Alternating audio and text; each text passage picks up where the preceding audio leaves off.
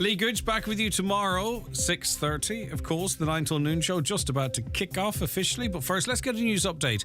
And it's good morning to Donna Marie Doherty. Thanks, Greg. Good morning.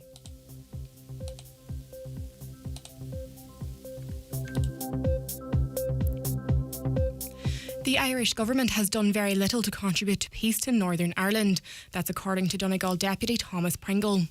Speaking in the Dáil yesterday evening, Deputy Pringle expressed concerns over the government's proposed review of Ireland's neutrality. He believes a forum due to be set up to discuss neutrality should focus instead on restoring peace in the island. This forum should instead focus on how to strengthen our stance for peace, especially in light of the 25th anniversary of the Good Friday Agreement. The government has to be honest with the fact that they have actually done very little to contribute to peace in the north, and this peace has been the work of the people on the ground in the north and not of those who signed the agreement 25 years ago and then left them to it. This forum is an opportunity to consider the stronger role we can play in encouraging and sustaining peace on our own island as well as in other countries across the world. Meanwhile, the British Prime Minister will promise to protect the legacy of the Good Friday Agreement during a speech in Belfast later. Rishi Sunak will address a conference at Queen's University and host a special dinner to commemorate the 21st anniversary of the deal. He'll meet with Taoiseach Leo Varadkar, who is also attending the final day of the conference, along with former US President Bill Clinton. After speaking at a meeting with the US President in the North last week, the UK Prime Minister insisted there are plenty of opportunities for the North. We talked about the investment potential that is there, the companies that want to invest in Northern Ireland. I think that's incredibly exciting. It will bring growth, jobs and prosperity to Northern Ireland. And I know he shares my ambition to see the institutions here back up and running. That's what people and businesses in Northern Ireland deserve. Early Childhood Ireland has today announced that 32 of its member settings in Donegal contributed over 10,500 to a national total of almost 350,000 raised on National Pyjama Day. The funds raised will benefit two projects, As I Am's Child and Family Support Programme and the Reggio Children's Project 2023. Teresa Heaney, CEO of Early Childhood Ireland, says the funds raised will make a tangible difference to the lives of children with autism and will also continue to enhance the quality for children in the early years and early school age care sector in Ireland. And thousands of people will soon be hit with a fee for their compost waste. Panda Recycling is to introduce a special charge for people who put out food and garden waste in their compost bin. According to the Irish Independent, Panda's 360,000 customers across the country will be charged $3.80 per lift from the 8th of May. The move has been described as a blow to recycling efforts and follows a 12% price hike in the company's general waste collection services last year. And now for the weather this morning. Today will be cloudy with sunny spells improving later. Mainly dry with a chance of an isolated shower. Highest temperatures of 11 to 12 degrees and mostly moderate easterly winds. That's the latest in news. We'll be back again at 10 o'clock with the news and obituary notices. Until then, good morning. Hello, I'm Cueva de Barra from Trócaire, urging you to return your Trócaire box donation. Your support will bring emergency food baskets, urgent medical care and fresh safe water to families in Somalia, families who have lost everything in the worst drought in the country's history. Your help can make all the difference. Visit trócaire.org or call 1800 408 408. You see, it's not just a box, it's a lifeline. Trócaire, together for a just world. The county's #1 talk show, the 9 till noon show on Highland Radio. And now it's time for the talk of the Northwest, the 9 to noon show with Greg Hughes on Highland Radio. Hello and a very good morning. 4 minutes past 9, Wednesday, the 19th of April, 2023. How are you keeping? Hopefully you are well. Hopefully you're out and able to enjoy this fine morning. Chilly though, but still nice and bright, a little bit breezy.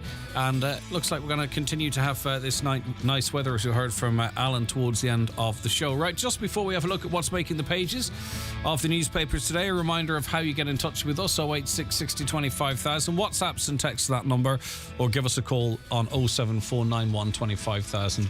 And just to invite you again, if you want to watch the programme, you can do so on YouTube, Highland Radio Ireland, on your Fire Stick, your smart TV, or across our Facebook pages and on our website at highlandradio.com. That's the contact details and how you engage with us if you want to raise an issue or make a comment or whatever. You know the format, don't you?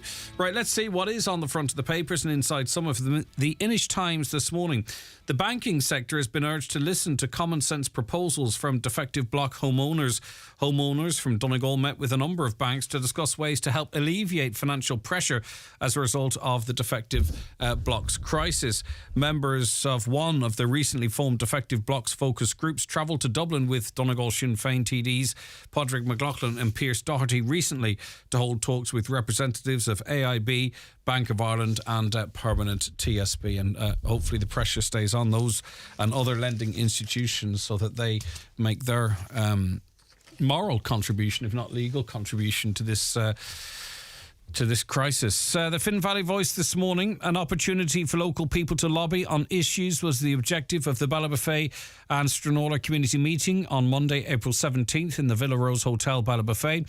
In attendance were Minister for Agriculture Charlie McConalogue and Councillor Patrick McGowan. Minister McConalogue said the meetings were something that he hoped would continue in towns throughout the county on a rolling basis 2 to 3 times a year. The opportunities are not always as strong as they necessarily could be at a community level for open engagement and open discussion is a great thing, isn't it? Well, you can get it at these meetings on issues that are actually happening, he said. Okay, so that's how you get in contact there. The Donegal Post. Killybegs is Ireland's most lucrative fishing port. That's according to Bord Iascaigh. It says... a Bord Iascaigh Business of Seafood report has named Killybegs as Ireland's most lucrative fishing port in 2022, with landings worth 135 million. The reopening of the hospitality sector was a significant driving factor in increased domestic consumption of seafood. Higher prices on the domestic and export markets have contributed to the increased value of catches. There was also a significant increase in government investment in 2022, with funding under Brexit Adjustment Reserve coming on stream. That being said, a huge, significant drop in the amount of people involved in the fishing sector. And also, I'm not sure if that's mentioned in the Bord Iascaigh report. I didn't get to page 3 of it. And also, less people employed in it, quite a significant drop. And also, less productivity. The increase seems to be mostly in sales. But in terms of the marine produce, the fish produce in Ireland, it's dropping, and the amount of people employed within has fallen. One is 8% and one's 15%. I was reading up on it yesterday. I'm not sure which way it is around. I think employment has dropped 8% in that sector, down around 15,000 people. On to the Nationals now, the Irish Independent. I'm not sure how many of you this affects. We want your views on it if it does affect you, of course. One of the largest waste collection companies in the state is introducing a special charge, a special one, for households for putting food and garden waste into their compost bins. The move by Panda Recycling has been described as a blow to efforts to encourage households to recycle. So a couple of questions. A, are you a Panda Recycling customer? B, do you have a compost bin? And C, are you going to continue to use it if it costs you? Presumably there are other ways to dispose of this type of stuff. Just want your views on that. And maybe other companies will follow. Panda Recycling, whose parent group was recently sold for $1 billion, is one of the largest bin collection firms in the state with 360,000 customers. From May 8th, it will start charging $3.80 for each compost bin lift. The new charge comes less than a year after it increased the general waste bin lift charges by more than 12% and hiked its service charges. Since September, the charge for each lift of a general waste bin is up by €1.13 to €10.25. That's a rise, of course, of 12.4%. So again, the 3 questions. Are you a Panda Recycling customer? Do you put out a compost bin? Are you going to continue to do so if you're going to be charged the sum of €3.80 for it to be lifted? Now, excuse me. I'm not sure how often that happens, or if that impacts you, or if that would make you change the way you operate. All right, let's look at the Irish Times this morning. Another giveaway budget is in prospect later this year after the government presented updated economic forecasts on Tuesday, which showed huge surpluses expected in the public finances in the coming years. Now, what do you think about this? And maybe it's time we, as the I suppose the consumers had a conversation about this because, and this is not anti-government, right? It doesn't matter who's in power or who even makes the decisions. Who makes the decisions, I don't know.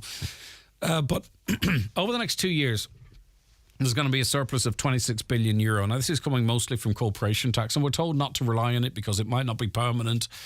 Yet the money keeps coming in from it. We are awash with it, okay? Notwithstanding our huge national debt, but that seems to be parked for the long term in any case, paying the repayments and the interest on it.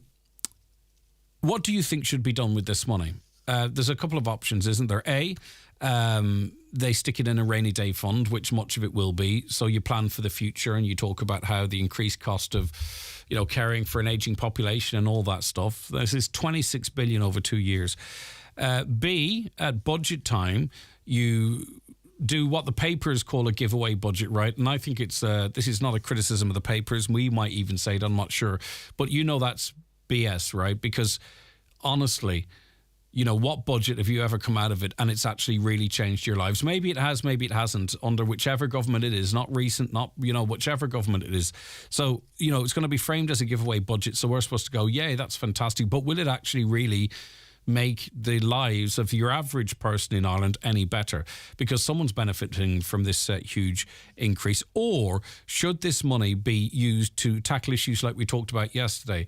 Proper supports for families of children with autism, for an example, paying nurses a proper wage so that they're not tempted to go to Australia or to Dubai or wherever it might be.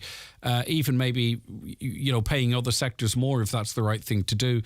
Investing more, and I'm on about money, game-changing money that's accountable into mental health services, for example. Making sure that no children in this country are living in poverty or food poverty, to make sure that the people whose houses are falling down around their ears through no fault of their own are delivered a scheme. Now, there's probably an argument to say that is funded, right? But the obvious feeling out there is that the scheme is not fit for purpose in and of itself. But anyway, the type of problems I'm talking about. Would you prefer to see this money spent, but in a really accountable, focused, targeted way to lift people out of poverty, to make sure that families have proper supports if they need them, to make sure that maybe we don't have to pay private hospitals in Belgium and Spain and Northern Ireland to treat people? Or do you want it put away for this rainy day, yet at the same time they'll still tell us that we're going to have to pay more tax down the line to pay for pensions, right? So I don't know how all that works. Or do you think it should be in a giveaway budget? Do you feel you'll feel the impacts of that giveaway budget? Okay, there are the scenarios. Why don't we have a conversation about it? We don't get to make the decisions directly. We elect people that do make the decisions. But what would you like to see done with that type of money? We're already having it framed as the only thing that we're going to really see is a giveaway budget. That's how it feels. Now, that's been framed by the media, not the government necessarily, but let's see how it pans out. What do you think? Irish Daily Mail this morning. Before that, just a text line, 086 60 25,000. The Irish Daily Mail, new party to fight for rural Ireland. Do we need another new party, do you think? A green backlash is looming in the form of a new party that will defend farmers and campaign on rural issues, with plans to target 15 seats and a role in government. Roscommon Galway TD Michael Fitzmaurice has issued a rallying cry to potential candidates, telling them it's the last round in the fight for rural Ireland. Mr. Fitzmaurice made a name for himself in the Dáil as a pugilistic defender of rural Ireland against what he sees as being radical green policies, with more seats on offer at the next, let's go to page 6, the next election. He sees space for a new party that will fight back against the green agenda, much of which is deeply unpopular to rural areas and particularly among the farming community. Now, a lot of this stuff is international stuff that we're sort of locked into at this stage. But anyway, he told the Mail, I have made it very clear that there is space for a rural-based political party. Is that something that you could get behind?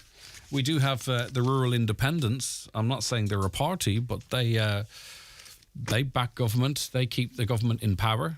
This government, probably the next, if they need some support as well. Do you want to see another rural party? Do you think, not another rural party, another party? And do you think that you would back them if they rallied against the Green agenda? 086 60 25,000. The Irish Daily Star this morning. The government has been accused of protecting energy companies' profits at the cost of Irish families. It follows pre-legislative scrutiny of the general scheme of energy windfall gains in the Energy Sector Bill 2023 at the Environmental and Climate Action Committee yesterday.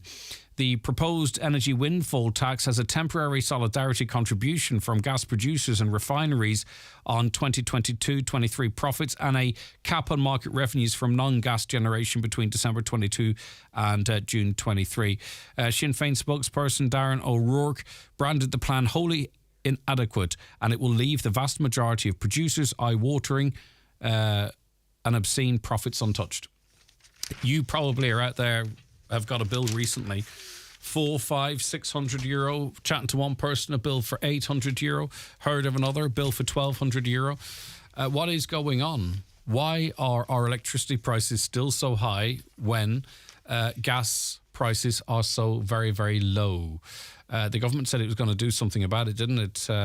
Was it 2 months ago? And yet here we are.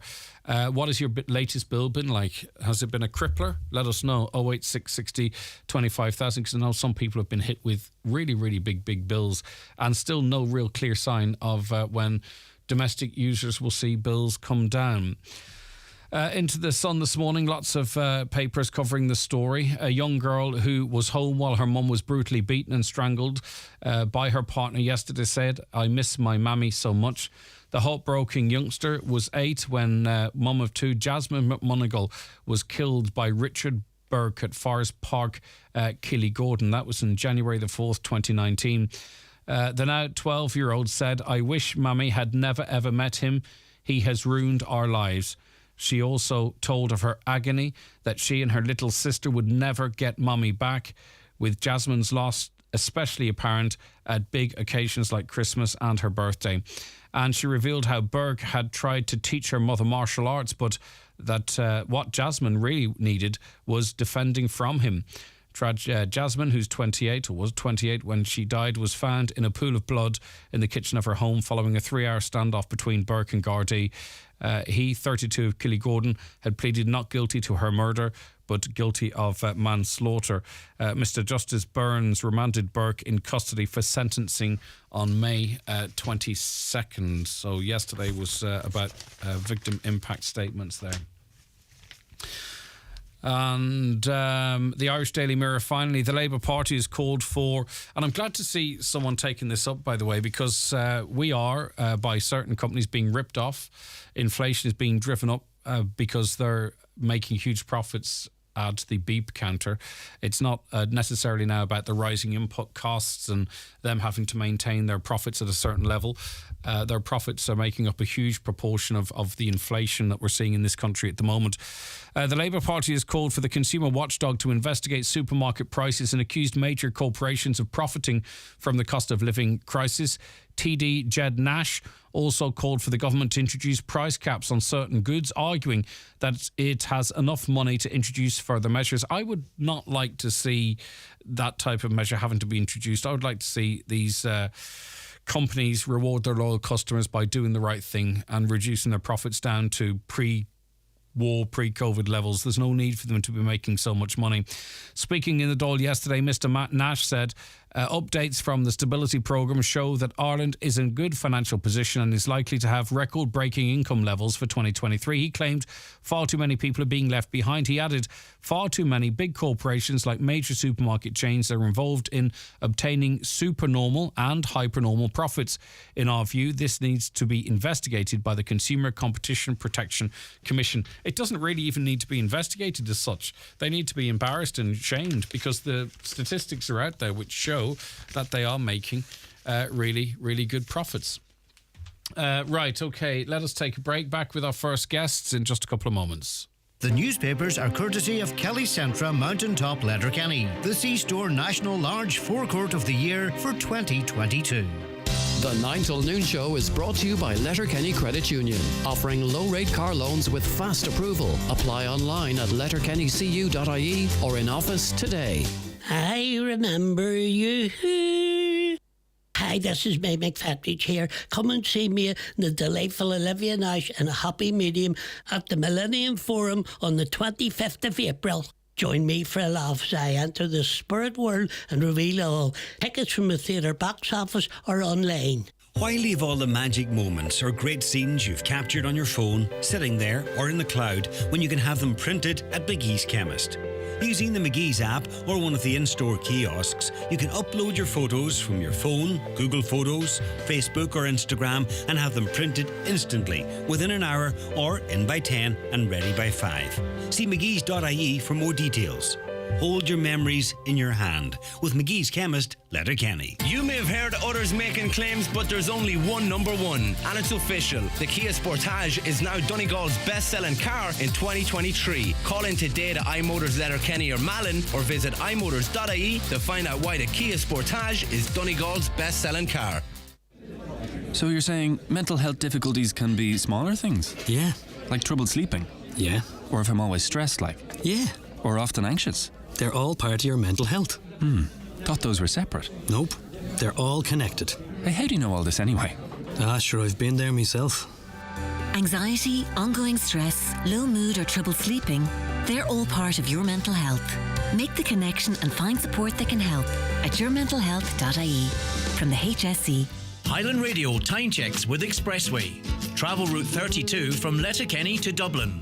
Expressway, bringing you the time At 21 minutes past 9, we say good morning now to Dr. Paul Armstrong, who is a GP and president of the Irish College of General Practitioners. Dr. Armstrong, thank you so much for joining us. Thank you, Greg.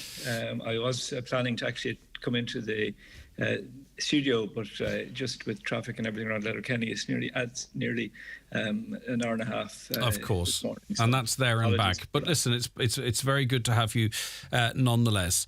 Some media reports stating that medical practitioners are warning of an increase in Strep A cases in Ireland, particularly among children. Is that what your members are reporting, Paul? Yes, unfortunately, Strep A is increasing. We see it in various ways, most of it in very mild illness, but unfortunately in rare but very severe cases, it can be much more dangerous and occasionally fatal. So that is one of the reasons there is concern. Nationally, I understand there have been about 200 cases of the invasive, the severe form all over the country over the last few months. Now, obviously, there was a lot of coverage of this coming out of Britain going back a couple of months ago. And then people obviously were on high alert here, parents, you know the way we are, Paul. Are we actually seeing more cases now compared to previous years or is there more awareness of it? I think there is some more awareness of it. It has always been around. Strep throats would be the common one that we would have seen over years, and the older form was scarlet fever. It certainly had diminished considerably over the last couple of decades. I certainly saw more at the start of my career over 30 years ago than I had seen in intervening years. But in recent times, there's no doubt we're seeing more of this. Now, the problems are, there's several problems with it, but one is that Strep A is commonly found in very healthy people. So you get it in the throats and in the nose of people who have no symptoms at all, and on the skin. And it's only when it actually lodges in an area, like on the skin, and gives a type of skin infection, or on the throat, giving a strep, what we call a strep throat, with usually with pus spots, not always, but usually with pus spots, that it presents to us. So in those cases, people often have a temperature or have some symptoms that are often very similar to the common cold. So in circumstances like that, then in some of them we give antibiotics when it's indicated to do so. It's only when it becomes the invasive into our actual body systems, into our blood or into our organs that normally don't get infected, that it can become extremely serious. Okay, so what then? Because obviously, when you are at home with a child, and he, sometimes it can be hard to make these judgment calls. But we always, of course, try as much as we can to err on the side of caution. So, how do we then, as caregivers, differentiate between, the less harmful version of strep A? Like, how do we know that it's progressed and that we need to get our child to the GP or back to the GP? Well, it's very difficult, and very difficult even sometimes in experienced hands, Greg. The symptoms are often very mild, and the vast majority of people do not get sick with strep A to any significant degree. Usually it can be managed as a viral illness might be managed to its fluids, Calpol or Nurofen or whatever people would you prefer, and it passes on in a few days. In some cases, then antibiotics are prescribed, and that tends to be where it is either infecting the throat in a severe way, where a child has a very sore throat, is more off form, not drinking. In those circumstances, an antibiotic is often advised. But as GPs, we see this all the time. Most of what we see is viral. We try to minimise the amount of antibiotics that we prescribe unless we see particular things around, like pus on the throat, very high temperature, off drinks, things like that. One of the other difficulties is that it's the sore throat that a person gets isn't always the one that goes on to form the very severe illness. Some of the very severe illnesses present in a very non-specific way. Yes, and I understand the reluctance to prescribe to prescribe antibiotics, and even there will be variances amongst GPs in how they will approach that to some extent. But often what might happen is you will get a parent that will bring a child to a GP. It's off form, the child's off form, there is a temperature, the parents are concerned, and they go into the GP. The GP will have a quick look over, check the ears, the throat and what have you, and they will say it appears to be viral, so we don't think at this time it's right to prescribe antibiotics, but keep an eye on the child over the next 2 or 3 days, and if the symptoms persist or worsen, then bring the child back in. I presume that's the common practice, but if we are seeing an increase in strep A at this time, for A, to prevent the possibility of any child dying, or B, even maybe to satisfy the concerns of the parents, should that not be slightly adjusted, that we err on the side of caution, and for a period of time until we see strep A cases drop off, that we are more likely then to prescribe antibiotics? Would you be in favour of that? Well, you described very well what normally does happen. Like, once a child is assessed, a decision is made on whether it's likely to benefit from an antibiotic. That can often be on the past experience, on what's happened, what the parent tells you from what's happened before with the child, and every guideline that's produced advises us to minimise the amount of antibiotics that we prescribe because of the huge other problems that are out there with resistance to antibiotics when they're really needed. You are right, though. Not alone are parents cautious, but doctors are very cautious as well, and they do leave the door open to have your child reassessed, or sometimes to use what we call a delayed prescription, where we give a prescription and say, look, I think your kid is okay at the moment, hold off for another 24, 48 hours. And we also look for other things other than temperature. I mean, sometimes you'll have a child that's running around your waiting room in your surgery and is playful and smiling, and yes, they may have a runny nose and sore throat and temperature, but they're obviously quite well and fighting this themselves, and are likely to continue to do so.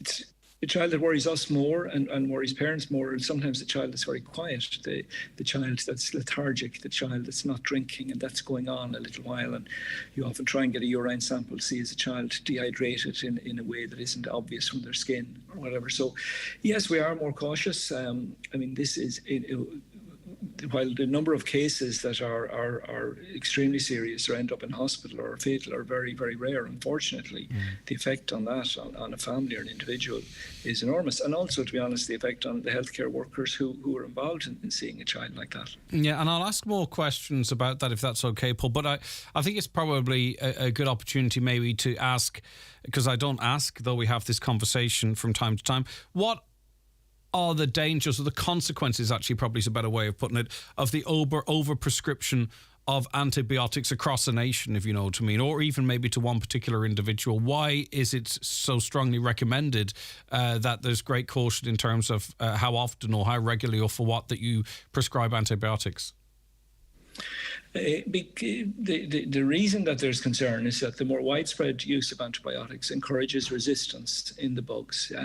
The bugs are evolutionary organisms who are continually trying to evade ways to eradicate them, whatever that might be. So they mutate and they change into slightly more dangerous infections. So often when people go into hospital, and they've had a few different antibiotics, by the time the hospital tries to treat them, maybe with the intravenous antibiotic, they find that there's resistance. And certainly the specialists and the microbiologists are feeding back to us that resistance is a very significant problem, not alone here in Ireland, but right over the world. Mm-hmm. And that the excessive, what they perceive as the excessive use of antibiotics is feeding into that. So yes, in an individual basis, people may say, oh, well, look, I don't care, I just want my antibiotic. There is no doubt that from a society point of view, if they are overused and there's too much change in the bugs, it's dangerous for us all. All right. Now, I mean, as you can imagine, Paul, I'd be contacted by different people with different concerns. Say, for instance, in this instance about strep A,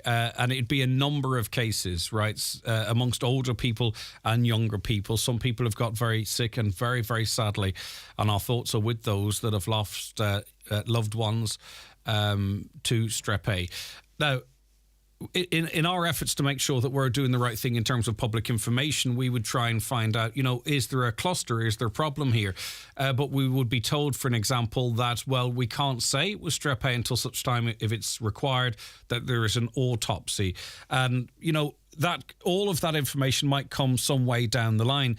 Are we confident that we are sure there aren't sort of clusters of this or particular problems that won't become apparent until such time as autopsy reports have been released? I hope you understand what I'm trying to say. It's a bit convoluted, but, are we getting enough real-time information now to make sure we are responding adequately?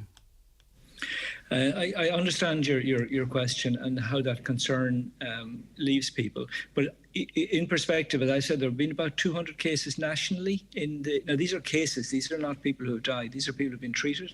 The actual number of deaths is around 8 nationally. So I think we do need to keep that in perspective. Now, whether something else is happening that we're not aware of course, is a reasonable question. But there's no evidence that there's a particular cluster of extremely highly virulent bugs around at the moment or in this region. Now, and why, one person can fight it, 2 people might get a strep, 3 people might get it, one might have it on their skin, it might never go anywhere else, one might get a sore throat, and another person might get sicker. Like, why that happens has to do with the person's own immunity, with the way the organism reacts in their body, different things. But I think it is right to keep it in perspective. We are talking about an infection which is around in our community all the time and is normally dealt with by our bodies. Unfortunately, in very rare cases, that's not the case. Indeed, and that's part of the motivation for speaking to you, Paul, as well, for that perspective that you talk of. In Britain, however, when there were a number of cases, in a huge population, it has to be said, very sadly, there were 9 deaths in short space. At that time, or before it, or following it, there was a policy of, if there was one case, I believe, particularly in educational or childcare settings, there would be antibiotics offered to close contacts of that child. I don't believe we've ever done that. Is that something that we should be looking at? Because that strep A case in the one child in a classroom, for example, they might be able to fight it, but they could be sitting next to someone who perhaps could not. So is there an argument for us to have a similar policy? I'm not sure if it's still in place, to be honest with you, Paul. Well, no, it actually is, Greg. No, the in proven cases of serious strep A, our public health colleagues do get involved. They get the report from the lab. They act very quickly. They actually go into contact family units and an area where there may be close contacts and where there is concern. And some people do get what's called prophylactic treatment. The problem, I suppose, that what most of us are talking about is a strep A diagnosis made by a GP or made by a family member. Say, I think somebody has strep throat or they've busty tonsils and they are unwell. So in those cases, we don't have a proven diagnosis. And the people say, well, why isn't there the point of care testing? The problem is with the point of care testing, it's not entirely accurate, and it's felt that it wouldn't actually feed at present into good management.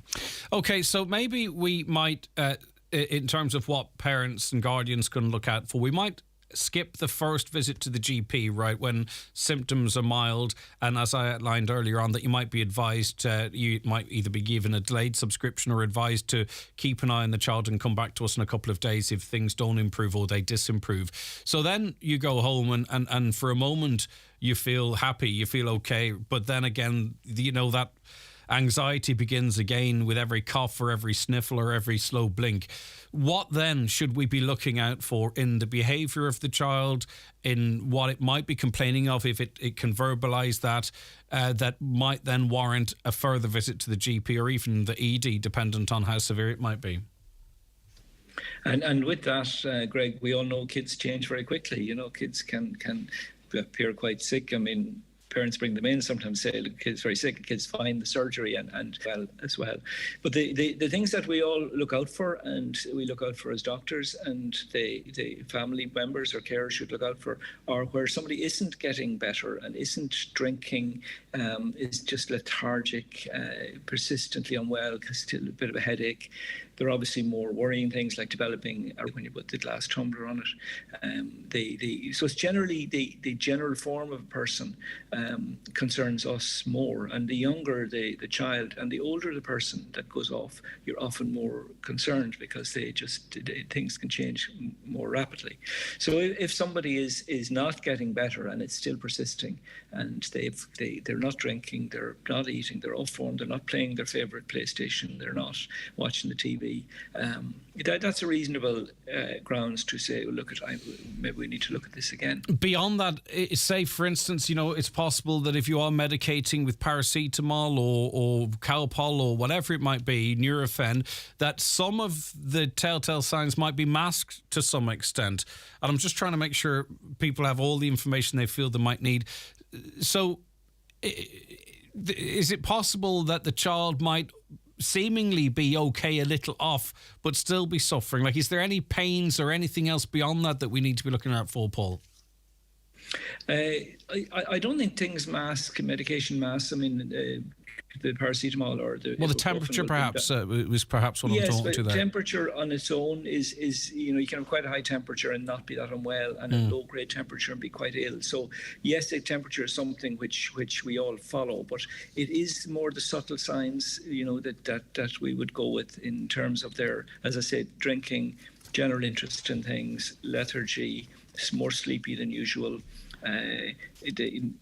just off their normal routine, and that they're the alerts that we look for more than things like a high temperature or specific pain or whatever. It's and they're quite non-specific, and that's why they're a challenge. They're a challenge for people themselves are not sure if they're just a bit under the weather, or parents are wondering, just sleeping it off, and doctors are just wondering, is it viral? So it is a challenge at each stage. Yeah, and if a strep A has progressed to an infection that's affecting organs or the blood or whatever it might be, Paul, are there further symptoms we need to look out for? Any marks on the skin, any pains elsewhere, or will the general behaviour of the child in this example I'm giving you be the indication?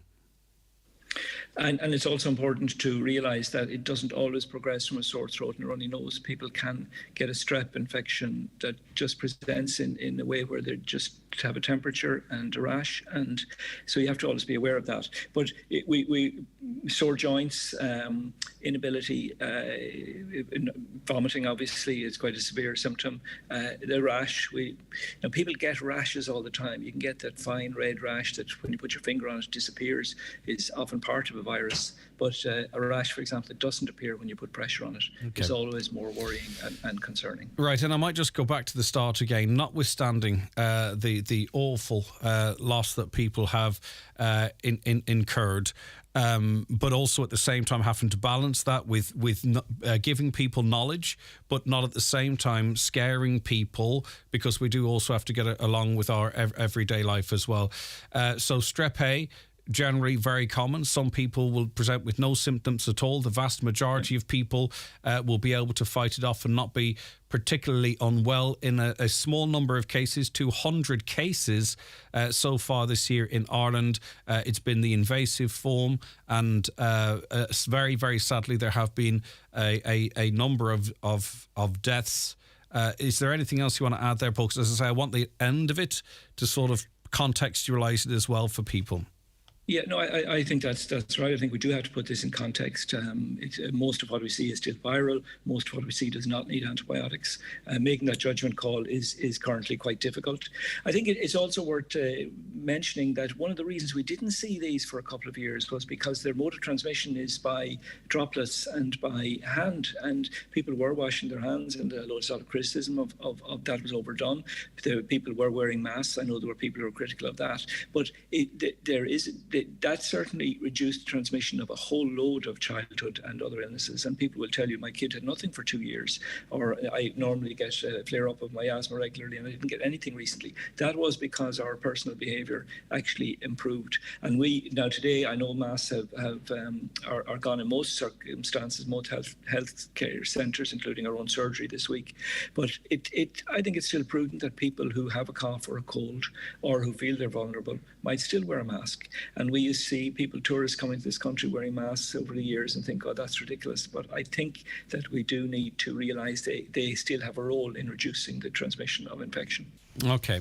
I think as well, the key message, I suppose, too, Greg, is that we're all to be cautious and careful, to be open to review, to we try and minimise the amount of antibiotics that we give out. Sometimes we give them out to ensure that particularly somebody's presented a second or third time.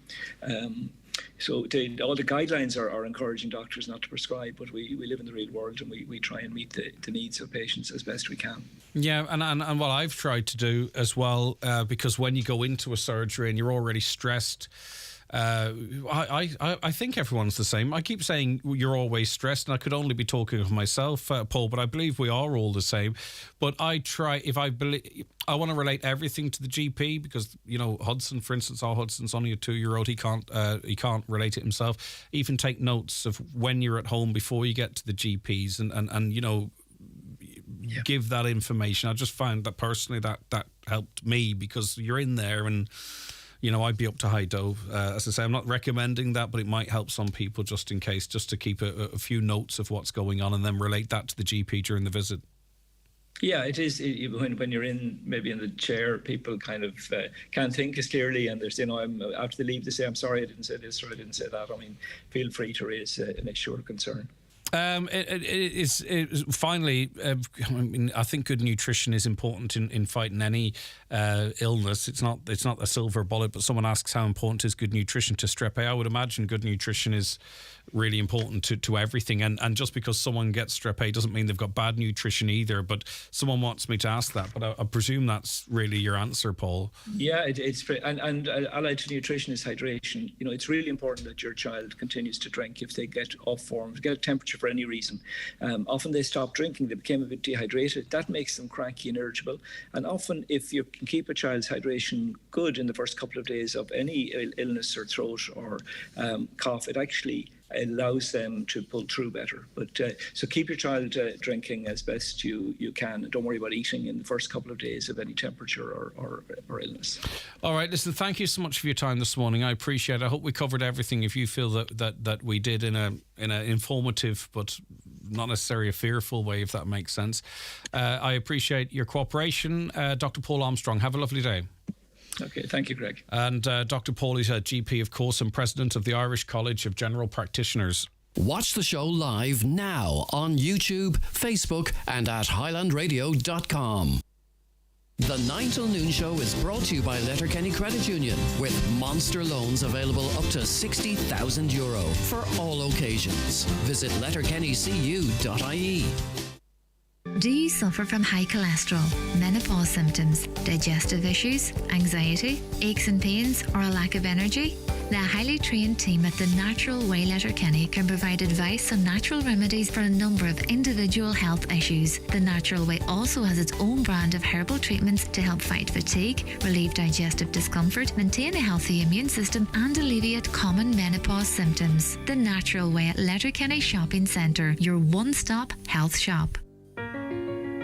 Raymond Sweeney here from Ben Sweeney Euronics to let you know about a great tumble dryer that will save you time and energy. The Blomberg 8kg dryer has a selection of sensor programs that allows you to decide exactly how dry you'd like your laundry, and smart technologies to help you reduce your energy costs. It also comes with an amazing 7-year parts and labour warranty. Call into us and see for yourself at Ben Sweeney Euronics, Port Road, Letterkenny, or in the shopping centre, Dunlow. A public interest message from Donegal County Council. Have you got a thatched roof in need of repair? If you do, Donegal County Council's award-winning Thatch Repair Grant Scheme may be able to help. The grant scheme provides specialist advice to owners on the conservation of thatched roofs and allocates funding for small-scale thatch repairs. Donegal County Council recognises the contribution that thatched dwellings and outbuildings make to our landscape, economy, tourism and society. Further details and application forms are available on the Donegal County Council website, donegalcoco.ie/heritage. The closing date for applications is 12 noon on Friday, April 21st. Donegal County Council, serving the people and heritage of Donegal. Hi, Bree Jean here from McDade's Bathroom Plumbing Tides, Buncrana. Our massive marquee sale starts this Wednesday the 19th. Are you renovating your bathroom or kitting out a new home? Massive savings to be made on all wall and floor tiles. That's the McDade's Bathroom Plumbing Tides, Buncrana massive marquee sale. Starts this Wednesday. The 9 till noon show with Letterkenny Credit Union. Simplify your debts with a debt consolidation loan from Letterkenny Credit Union. Call us on 074 910 2126 or apply online via our app or in office today. In 2003, the Special Olympics changed Ireland forever. 20 years later, we continue to transform the lives of children and adults with an intellectual disability. Some athletes will represent their country. Some will learn to run, jump, or even speak for the first time at a Special Olympics club. But all will laugh, compete, and belong together. Please support them by donating today at specialolympics.ie or give what you can to our bucket collectors on Friday, April 21st. Thank you. Donegal County Council would like to invite the residents of the Stranraer and Cavan Lower local areas and other interested parties to participate in the first public consultation for the N15 Corcam Benz Road scheme. The aim of the consultation is to receive feedback on the preliminary options prior to the deciding on the emerging preferred option. A public display of the study area constraints and route options will take place in Keys Hotel, Stranraer on Thursday, 20th of April between 2 p.m. and 7 p.m. County Council staff and their design consultants will be present on the day to listen to and to register your views. For additional project information, please contact the Donegal National Roads Office on 074 97 24 500 or design at dnrdo.ie. Ready for a change or upgrade? Think Seat. With our wide range of award-winning Seat SUV, including the bold crossover Arona, the family favourite Ateca, or the spacious 7-seater Tarraco. All vehicles come with great offers on finance and PCP options. Book a test drive today by calling DMG Motors on 074 9721 396 or visit dmgmotors.ie. Choose your new 231 Seat with confidence with a visit to DMG Motors, Clare Road, Donegal Town. Highland Radio weather updates with Ireland West Airport. Fancy a European city break this summer? Discover the beautiful cities of Barcelona, Cologne and Milan with Ryanair. 6 flights a week for summer 2023. Ireland West Airport. Don't just take off, take it easy. Today, rather cloudy with sunny spells, improving later in the day, mainly dry with just the chance of an isolated shower. Highest temperatures of 11 or 12 degrees, winds moderate. Mainly dry and clear tonight, lowest temperatures 2 to 4 degrees, again in mostly moderate easterly winds. winds fresh at times. Dry and sunny tomorrow, by the way, for your Thursday, which is good news, isn't it? Right, a celebratory event is taking place this week to showcase the success of catchment care. It's a major cross-border project that's made a significant contribution to restoring water quality in three important cross-border river catchments. Andy Griggs is Assistant Manager of Catchment Care, Community Action for Resilient Ecosystems, and he joins us now. Good morning, Andy. Good morning, Greg. How are you? Right, good, thank you. Talk to me about how long has this project been ongoing and what areas benefited from improved water quality?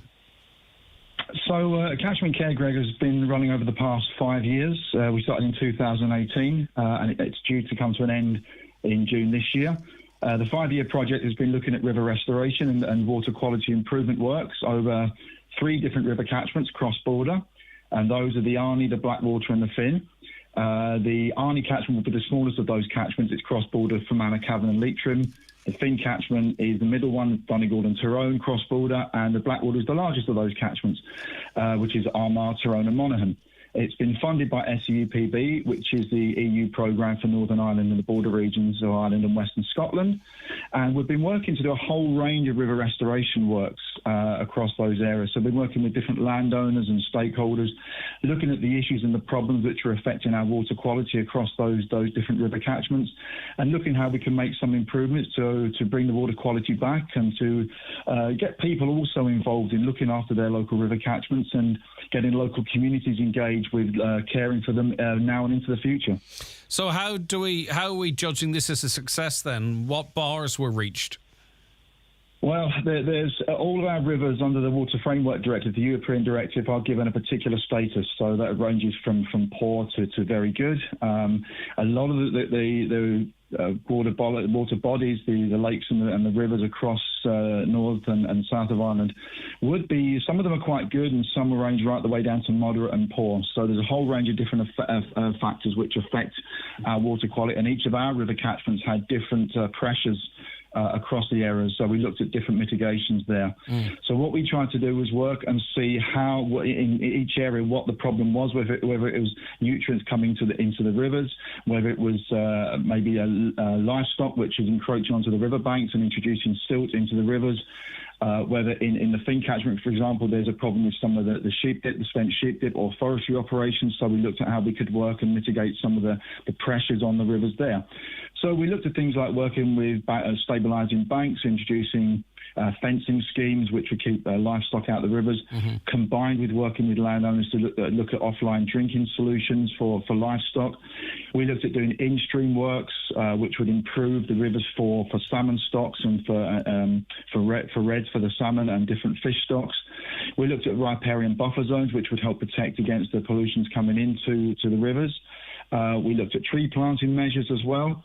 And lots of different solutions like that, which would help to not only improve the rivers now, but again, it's a longer-term process, Greg. So in terms of take a while. These 3 rivers, or even maybe focus on the 2 furthest north, perhaps that's most relevant to this catchment area, how were they graded before this work started 5 years ago, and did that grading improve in terms of poor, very poor, great, and so on and so forth?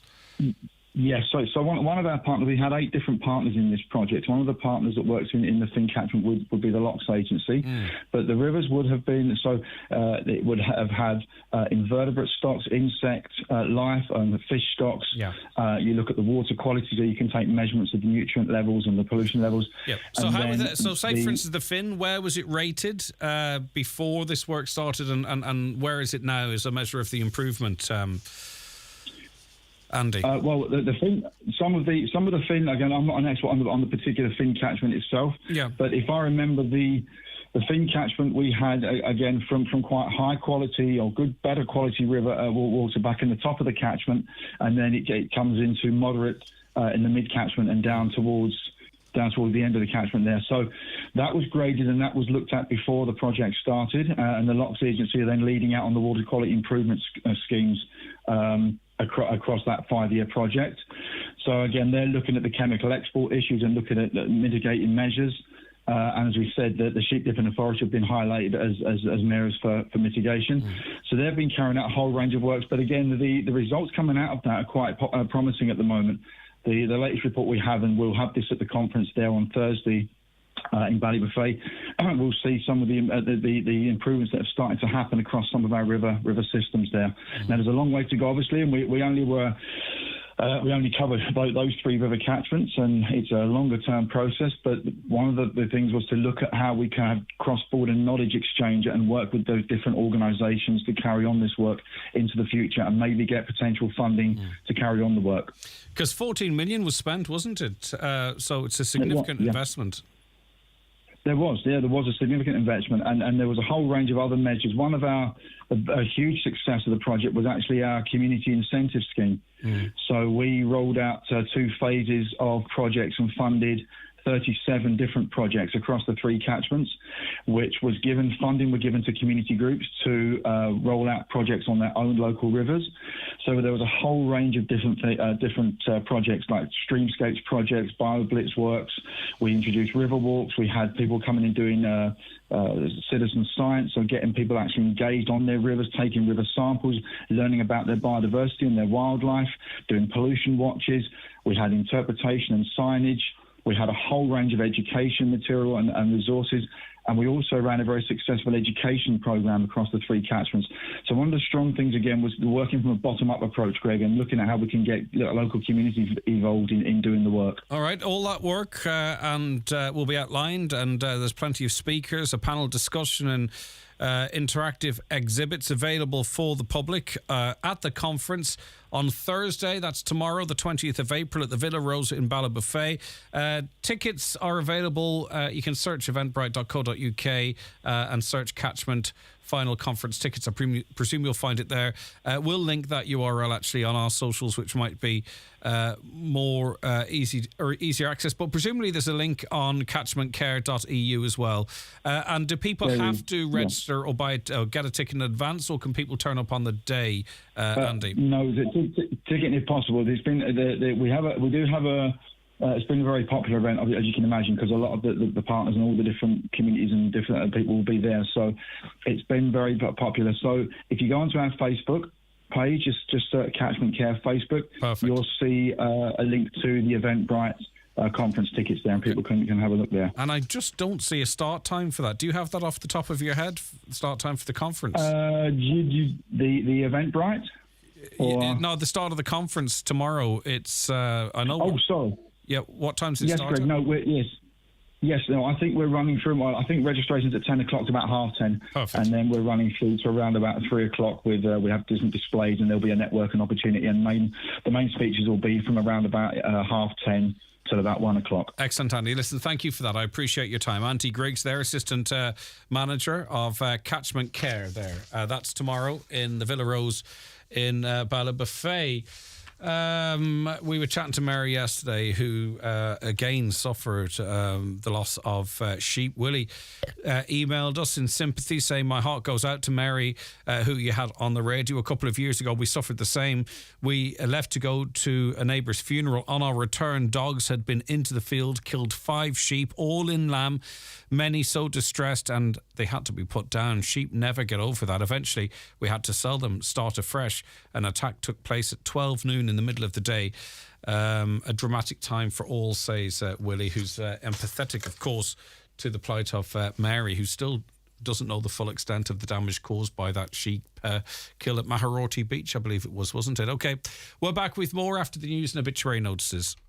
The 9 till noon show is brought to you by Letterkenny Credit Union. Digital loans now available. Apply online or via our app today and get your loan transferred directly to your current account. The wind is our greatest natural resource. We're harnessing it to power homes across the country with 100% green energy. Switch to SSC Airtricity, Ireland's largest green energy provider, and get the wind working for you. Switch today and get 15% off electricity and gas. Switching couldn't be easier. Simply go to sscairtricity.com. SSE Airtricity. This is Generation Green.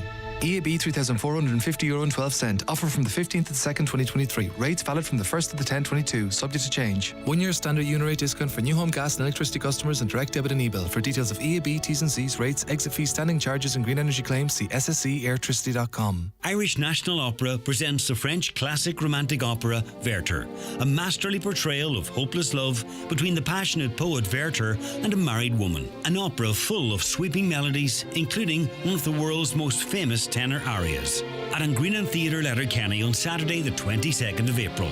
Tickets from €27. See angreenan.ie. Funded by the Arts Council.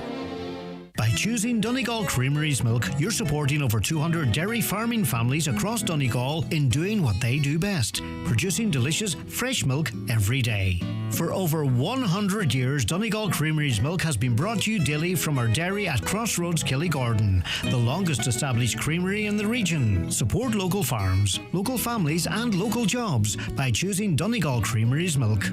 Keep your car or van running smoothly with a service at Hegarty's Ford in Letterkenny. Not only will it minimise the risk of a major repair expense, but it will be logged in your vehicle's service handbook and help its resale value. Hegarty's also offer everything from new and pre-owned car sales to parts and body repairs in their approved body shop. Book a service online this month and save €30 when you use the code FORD30. You're always in good hands at Hegarty's Ford, Carnamugga, Letterkenny. See hegartys.com.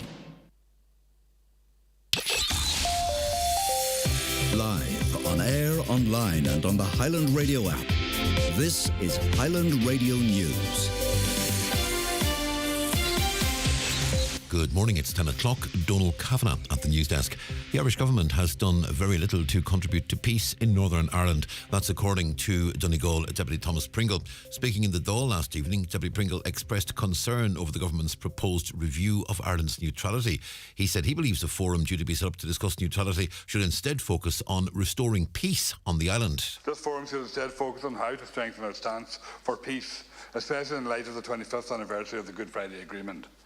The government has to be honest with the fact that they have actually done very little to contribute to peace in the north, and this peace has been the work of the people on the ground in the north and not of those who signed the agreement 25 years ago and then left them to it. This forum is an opportunity to consider the stronger role we can play in encouraging and sustaining peace on our own island as well as in other countries across the world. Meanwhile, the British Prime Minister will promise to protect the legacy of the Good Friday Agreement during a speech in Belfast later today. Rishi Sunak will address a conference at Queen's University and host a special dinner to commemorate the 25th anniversary. He'll meet with Taoiseach Líamh Varadkar, who's also attending the final day of the conference, along with the former US President Bill Clinton. Speaking after a meeting with the US President Joe Biden in the North last week, the UK Prime Minister insisted there are plenty of opportunities for the region. We talked about the investment potential that is there, the companies that want to invest in Northern Ireland. I think that's incredibly exciting. It will bring growth, jobs and prosperity to Northern Ireland, and I know he shares my ambition to see the institutions here back up and running. That's what people and businesses in Northern Ireland deserve. A Letterkenny farmer has made an online appeal for information after 21 sheep were stolen from land in Knockybrin.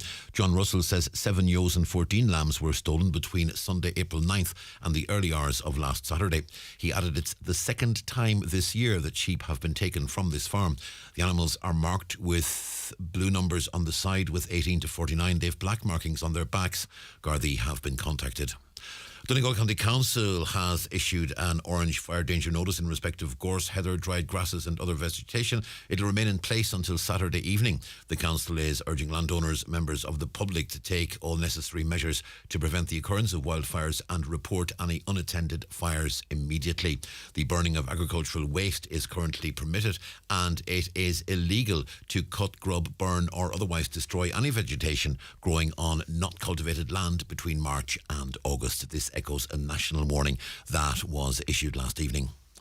The Finance Minister says a higher than expected budget surplus for 2023 will not be spent on permanent recurring measures. A surplus of around 10 billion is expected this year, mainly driven from corporation tax.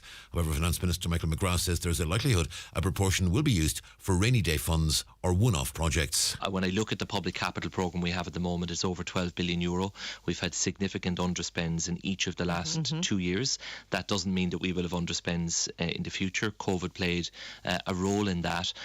But what I am saying is we will examine the potential of strategic once-off or capital investment that would deliver a return for the people and for the state. Enterprise Ireland is warning the lack of housing is affecting companies' abilities to attract and retain staff. It's the government organisation responsible for developing and growing Irish enterprises. Over 200,000 people work in Enterprise Ireland client companies, but the agency is warning the housing shortage remains a major concern for businesses who want to hire workers. Enterprise Ireland CEO Leo Clancy says companies are struggling. And I think as it is in many sectors of our society, the availability of housing is a large concern for our client companies in terms of ability to bring in labour to the areas where they work and to house people. And Early Childhood Ireland has today confirmed 32 of its members in Donegal contributed over 10,500 to a national total of almost €350,000 raised on National Pyjama Day. The funds will benefit two projects, As I Am's Child and Family Support Programme and the Reggio Children Project 2023.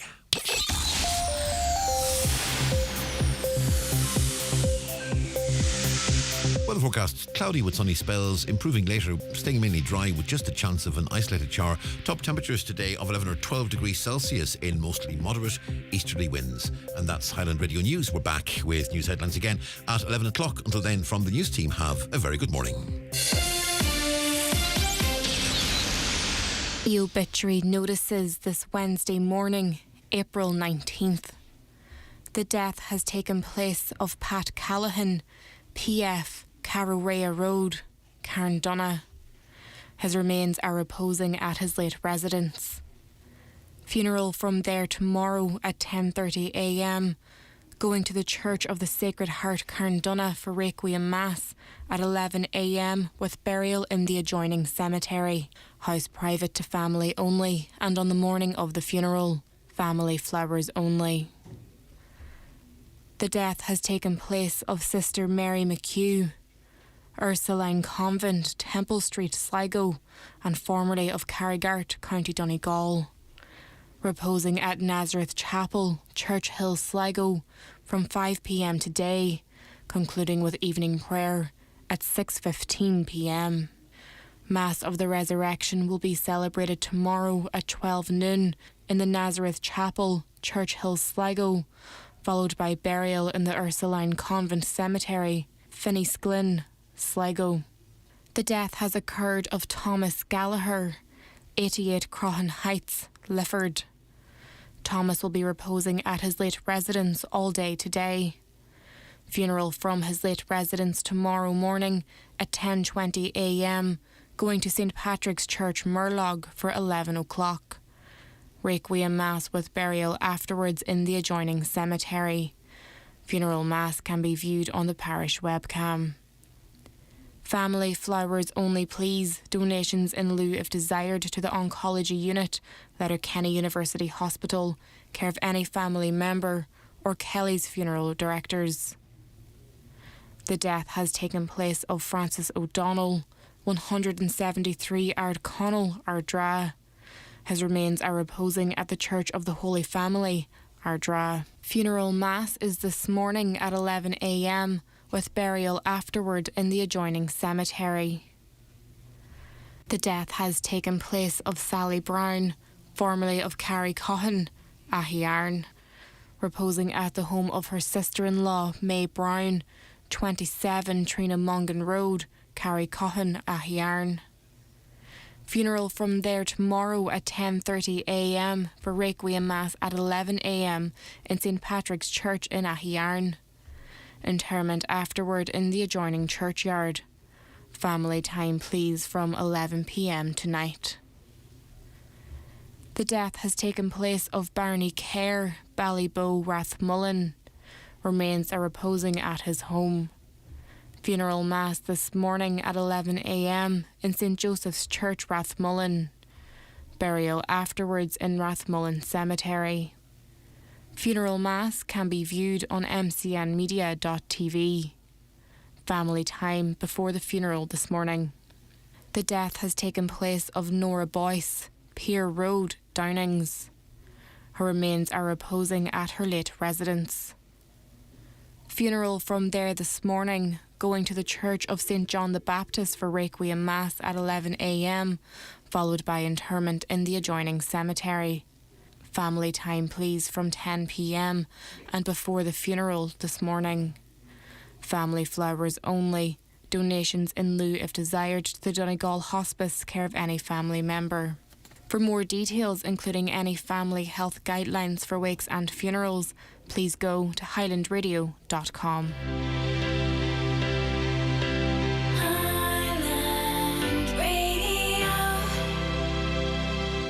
$13.99 at Dunnes Stores gets your pet a bag of pedigree dog food. At Aldi, only $9.24 gets your pet a larger bag of Earl's dog food, plus mega chew bones, plus assorted biscuit shapes, plus meaty beef strips, plus dental sticks and tasty twists. And still have $4.75 left over. You won't just like more value, you'll love it. Aldi, everyday amazing. Dunnes Stores price checked on dunnesstoresgrocery.com 4th of the 4th, 23. Dunnes Stores may sell equivalent own brand products at lower prices. Details at aldi.ie/swap. Excludes offers, products and prices may vary. And, excuse me, you're very welcome back to the 9 till noon show. Good morning if you are just joining us. We had an interesting conversation in the first hour with Dr. Paul Armstrong on the issue of strep A, what we should be looking out for. If you missed that, you can listen back on the podcast on our website after 12, or you can watch back on YouTube or Facebook as well. Here's one for you. Maybe you might be able to help this listener. It's a toughie. It's not. I mean, it's not a big. You know, it's not the most serious issue in the world, but it's one which comes around every now and again. And the question is simple, Greg. Can you ask listeners what amount of money is now given as a gift when attending a wedding? So, how much do you put in a card if you're attending a wedding?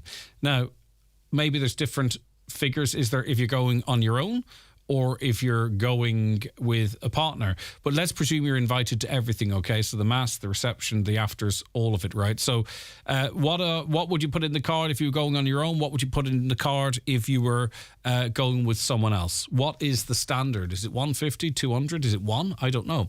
What do you think? Let us know. 086 60 25,000. That listener obviously heading to a wedding and wants to know how much do you put in the card. Another caller says, hi Greg, just heard this morning no more wearing of masks anymore in the hospitals. It's about bloody time, Greg. They were the biggest joke ever. Came in and it was the same with the COVID restrictions, but the silly Irish believed everything and our government is laughing at us. That's what that caller believes. Now, I should point out, by the way, I don't know because we can't get confirmation what the policy is at Letterkenny University Hospital.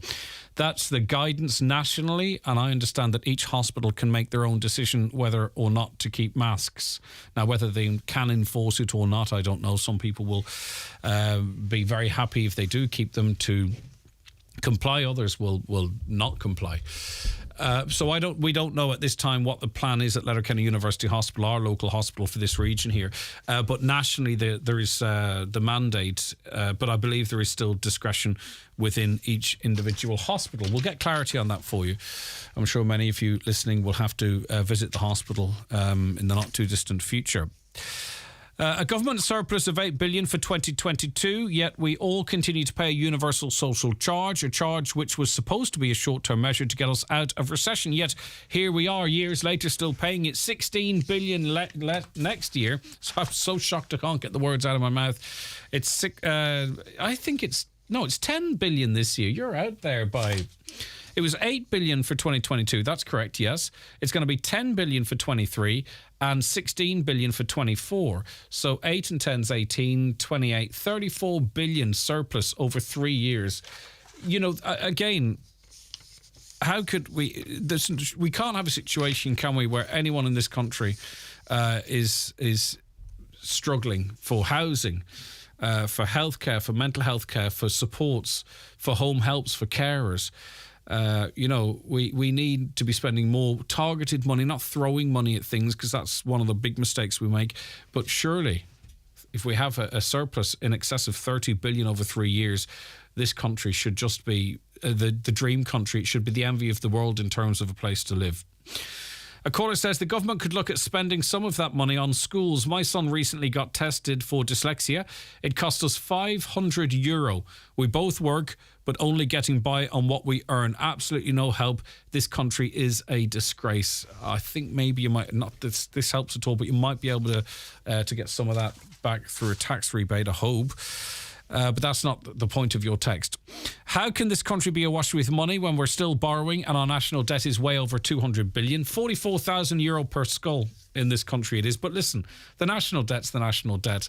How much are we ever going to try and write that down? Will we ever look at the national debt of the United States of America? It is unbelievable. Trillions and trillions. And they're literally printing money, hence the high inflation, which might not come down as quickly as it might elsewhere.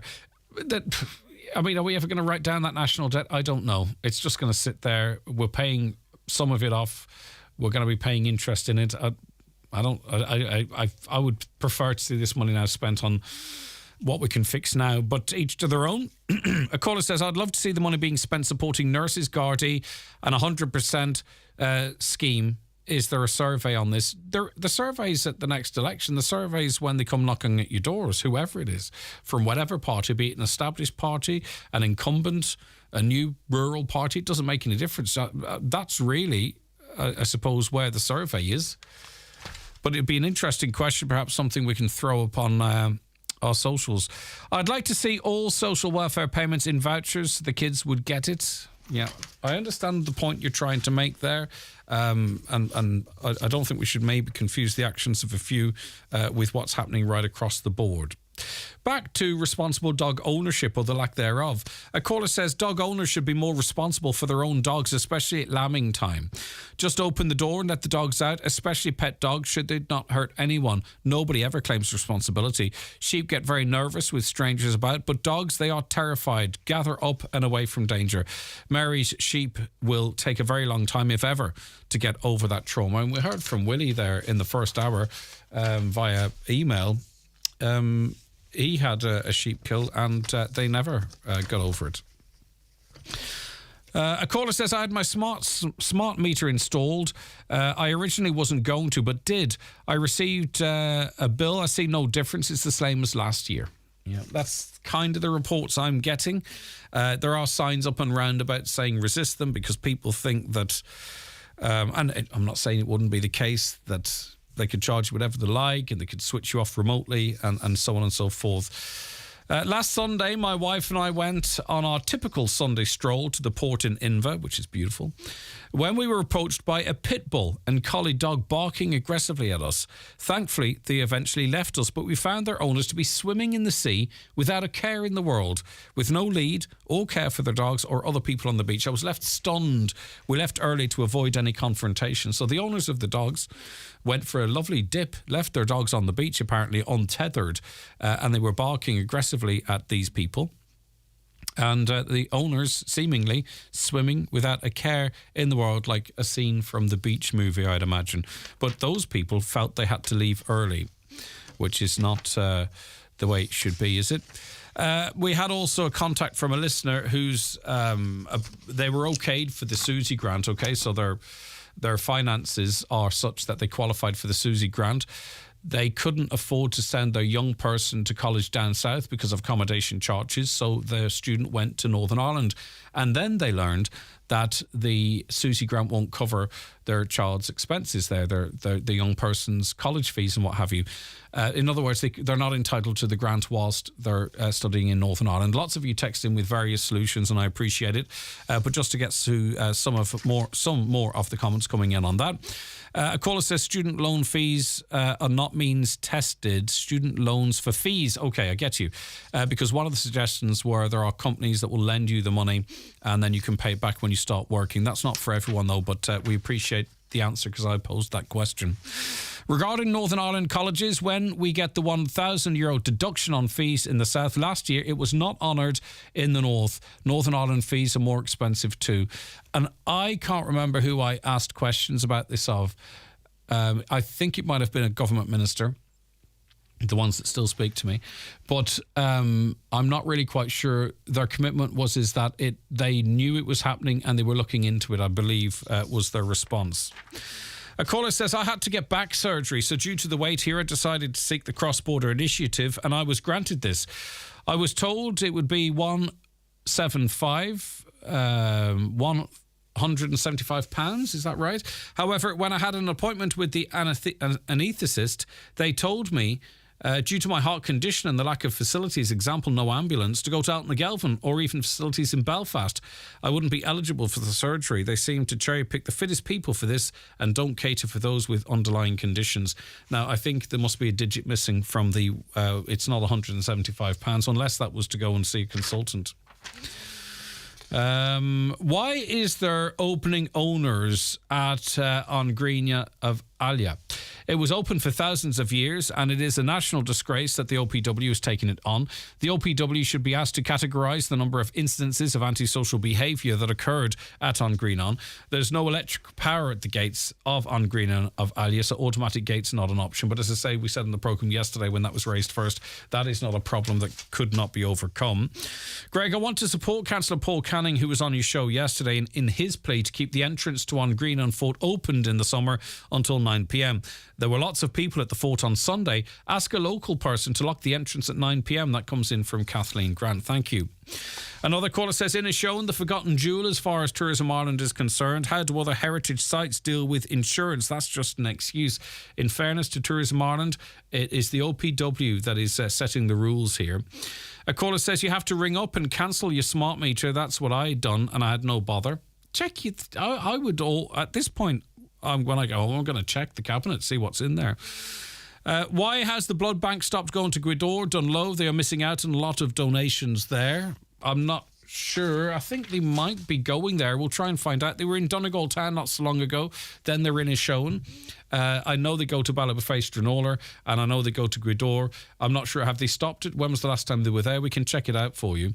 Can the hospital not prove that you... this is in terms of getting treatment in the north. Can the hospital not prove that you were there for appointments or operation? I was told about coffee receipts. I thought, how sad we have to go down that line. The logical solution to that is that the hospital is the proof. A letter from the hospital saying that you were there. This notion of having to buy something in the locality or on the hospital grounds is ridiculous, really. It's embarrassing, but it seems to be the case. Back to smart meters. Greg, just in relation to the smart meter and the notice, I had a notice up on my meter stating I did not want a smart meter, and I still have people knocking on my door insisting. I was on a list to get my meter replaced by the ESB, so I took action and rang them myself, and I am now taken off the list just to save your caller the hassle. It is best to ring. Now, I think you've... and it's only a turn of phrase, kept the wolves from the door, or perhaps maybe kicked the can down the road. The reality is that very soon there'll be far more smart meters than they are the old analogue meters, and it will come to a point very soon that you will either go for a smart meter or lose your service. At the moment, they're doing it on... an opt-out sort of a situation. They're going to install it unless they say no. But trust me, that's not going to last very much longer, because the direction of traffic is to move to smart meters. And once the majority have them, and if we're not there already, we soon will be, you will be given a date in the future whereby you will have to accept a smart meter or lose service. Mark my words, it's coming. Greg, I'm in my 70s, and due to my age, I haven't a notion about technology. My own fault, I know. It's not. It's fine. There's people much younger than you that haven't a notion about technology, so please don't worry about that. But they go on to say that the smart meter went away over my head. I rang the ESB, got no answer, so then wrote to them explaining this, and could they maybe even give me a call to explain the concept of a smart meter. Instead, I got a leaflet with no written explanation addressing my concerns. When someone came to the door to install this, they themselves couldn't explain it either. I have no issue installing one should someone explain it to me. Well, we did have someone on explaining it, and look, the whole idea is that, although it's not in place yet, that you have the smart meter attached to your house. You have a little unit inside the house, and it tells you when you're using your electricity. It helps you track your electricity. This is the argument. But then I went through the rates. And it seems more expensive to have a smart meter if you switch to a smart rate. It seems a disadvantage, you know what I mean? Plus the fact I don't really want to put on a washing machine, a dishwasher, a tumble dryer at night time, because I wouldn't think it very safe. So for my brief analysis of it, having a smart what you might call it, you have the regular rate, the smart rate, do you know what I mean, where it's advantageous to use electricity at certain times. It did seem more expensive. The unit rate in general, busy times, was more expensive than the standard tariff that you might be on, if that makes sense.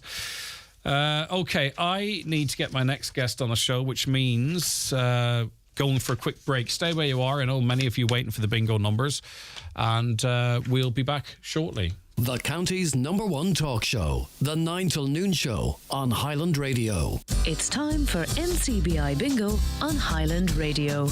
It's Wednesday, the 19th of April. You're playing on the blue sheet. The reference number is S18. It's game number 16.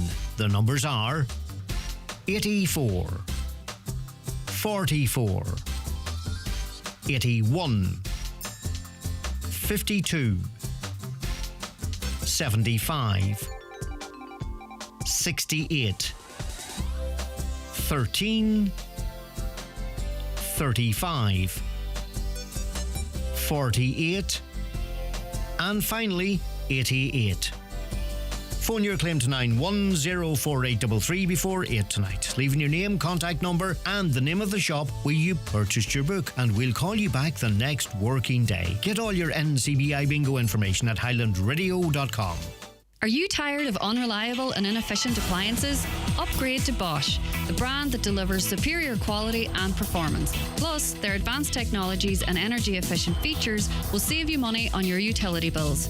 Choose Bosch and experience the difference for yourself. Speak to our expert team now at Irwin Expert Electrical, Letterkenny and Buncrana. The groom goes free. The groom goes free. Yes, you heard it. The Groom's Room. Evolve Clothing, Letterkenny Retail Park. The groom goes free. Call in today. Terms and conditions apply. The 9 till noon show with Letterkenny Credit Union. Now offering mortgages from €40,000 to €600,000 with no hidden fees or transaction charges. Letterkenny Credit Union, 9102127. Okay, you're very welcome back to the 9 till noon show. Now, I think everyone is aware there's a lot of negativity out there, isn't there? Or at least it feels things are very negative every which way you turn. And listen, hands up, if you have a current affair, show as much as we try and bring light to shade. Often a lot of negative things are platformed on this show. It can feel overwhelming at times. I'm sure we've all felt that at some time or other, but perhaps maybe we can view things in a different light. Maybe Declan Coyle, founder of the Green Platform, might be able to help us. Good morning to you, Declan. Thanks for joining us. Good morning, Greg. It's a privilege and an honour. It's great to have you with us. Thank you. So what is the Green Platform, Declan? The Green Platform is it's a book at the moment, but it's a concept that I came up with, Greg, was that I say go back to the beginnings of it. When I was doing my postgraduate studies in Ottawa, I met a great man there, a man called Viktor Frankl. He was an Austrian psychiatrist who was tortured in Auschwitz during the Second World War. And he wrote a book called Man's Search for Meaning. But he said in Auschwitz, he discovered the last and the greatest of the human freedoms. And that's our freedom to choose a response in any given set of circumstances. Now, that ability to choose, Greg, that was mind-blowing for me, because I grew up in a farm in County Cavan, and we had horses, cattle, sheep and pigs and all of that. But we also had handed down scripts from the 12th century, 14th century, 16th century. And I remember I was 22 at the time, and I just said, oh, he made me very angry. And Victor said, no, Declan, he did not make you angry. You were making a choice to be angry. And I still didn't get it. I said, no, Victor, you stop me. It's him. It's his fault. He's the one. No, he said, you were making a choice. And I still remember the feeling in my stomach, 22 years old, to discover that I had a choice. And I say things like, oh, that one, she really annoys me, you know? And he said, no, Declan, she is not annoying you. You are making a choice to be annoyed. It is a bad choice you are making. Was that a light bulb moment for you? That was the light bulb. And then what because I'm a very visual person myself, and I wanted to bring this power to choose and give it a visual effect. So it was one day at lights, I saw reds for no, green for go. So subliminally, I said, okay, something happens in your life. You feel it, you honor it, you're emotionally honest. If it's tragedy, you cry the tears. If it's loneliness, you turn on the tap. If it's love, you love fully. But you honor your human experience. You don't pour pink positive paint over human suffering. That's denial. But you feel it, you honor it. And then we have a white space. And in that white space, we have Frankel's The Last and the Greatest of the Human Freedoms. And I can choose a red platform, which is the victim, the whinge, the whine, the moan, the complain, the poor me. And Greg, that's the home of the energy vampires. And you know these energy vampires, it's not their bad breath or their body odor, but my God, they're whinging, they're whining, they're moaning, they're complaining, and they suck the energy out of you like a vacuum cleaner. Or I can go back to my white space and I can choose the green platform. I can choose with the 10 most powerful words in the English language. If it is to be, it is up to me. I choose peace. I choose joy. I choose to be happy. But Declan, just Victor, before we dig a little bit deeper into that, though, I just think I think to some extent even if we had resilience, everything around us is almost chipping that resilience away. I think we have generations coming through that resilience isn't really taught at all, actually. Everything is just the path of least resistance in life, and that doesn't help us, because then when things start getting very real, we don't have the equipment to deal with it. So my point of saying that to you is that many of us will approach the lights. You see green and red and you can make your choices, right? But I think there's a stage that has to be gotten through before you can differentiate between the colour of those lights, if that makes sense. In that it's like wishing to run a marathon, but you can't get off the couch to make that first step. For some, they can just jump off the couch, do the 5K and work on from there. So what do we need to be doing in ourselves to actually be able to have the clarity of thought to see the green and red lanes? Well, I would say, Greg, that it all comes down to awareness. And, it's if I am awake and aware and alert, then I can see that this is a bad choice, this is a good choice. But the problem, like you've outlined there, is like me in Ottawa, was that I was unconscious, I was asleep. I didn't know I had a choice. And it was... and it was the conditioning brought up in that, and resilience. We got a great talk in the States last June from a man called Eric Wehenmeyer. He's a blind man who climbed Everest. And he said to us, what if adversity wasn't your enemy? What if adversity was your pathway to true greatness? And that was an insight that we all hit adversity, and it's almost automatically we go on the red platform and we whinge, we whine. But if we saw this, because in life, Greg, it's not the moment in front of me that's bothering me. I'm bothering myself about the moment in front of me. It's not the weather that's bothering me. I'm bothering myself about the weather. And if I could and I remember Victor said to me, he was frustrated with me because I couldn't get it. And he said, Declan, why not you get it? Why not you get it? I said, Victor, I'll tell you why not I get it. It's because of my mother. Your mother, he says, you're like the American. You blame your mother, he says. I said, yeah, because there were 6 of us in our family. If it was a rainy day, we'd be in the room, we'd be messing, we'd be playing football and everything.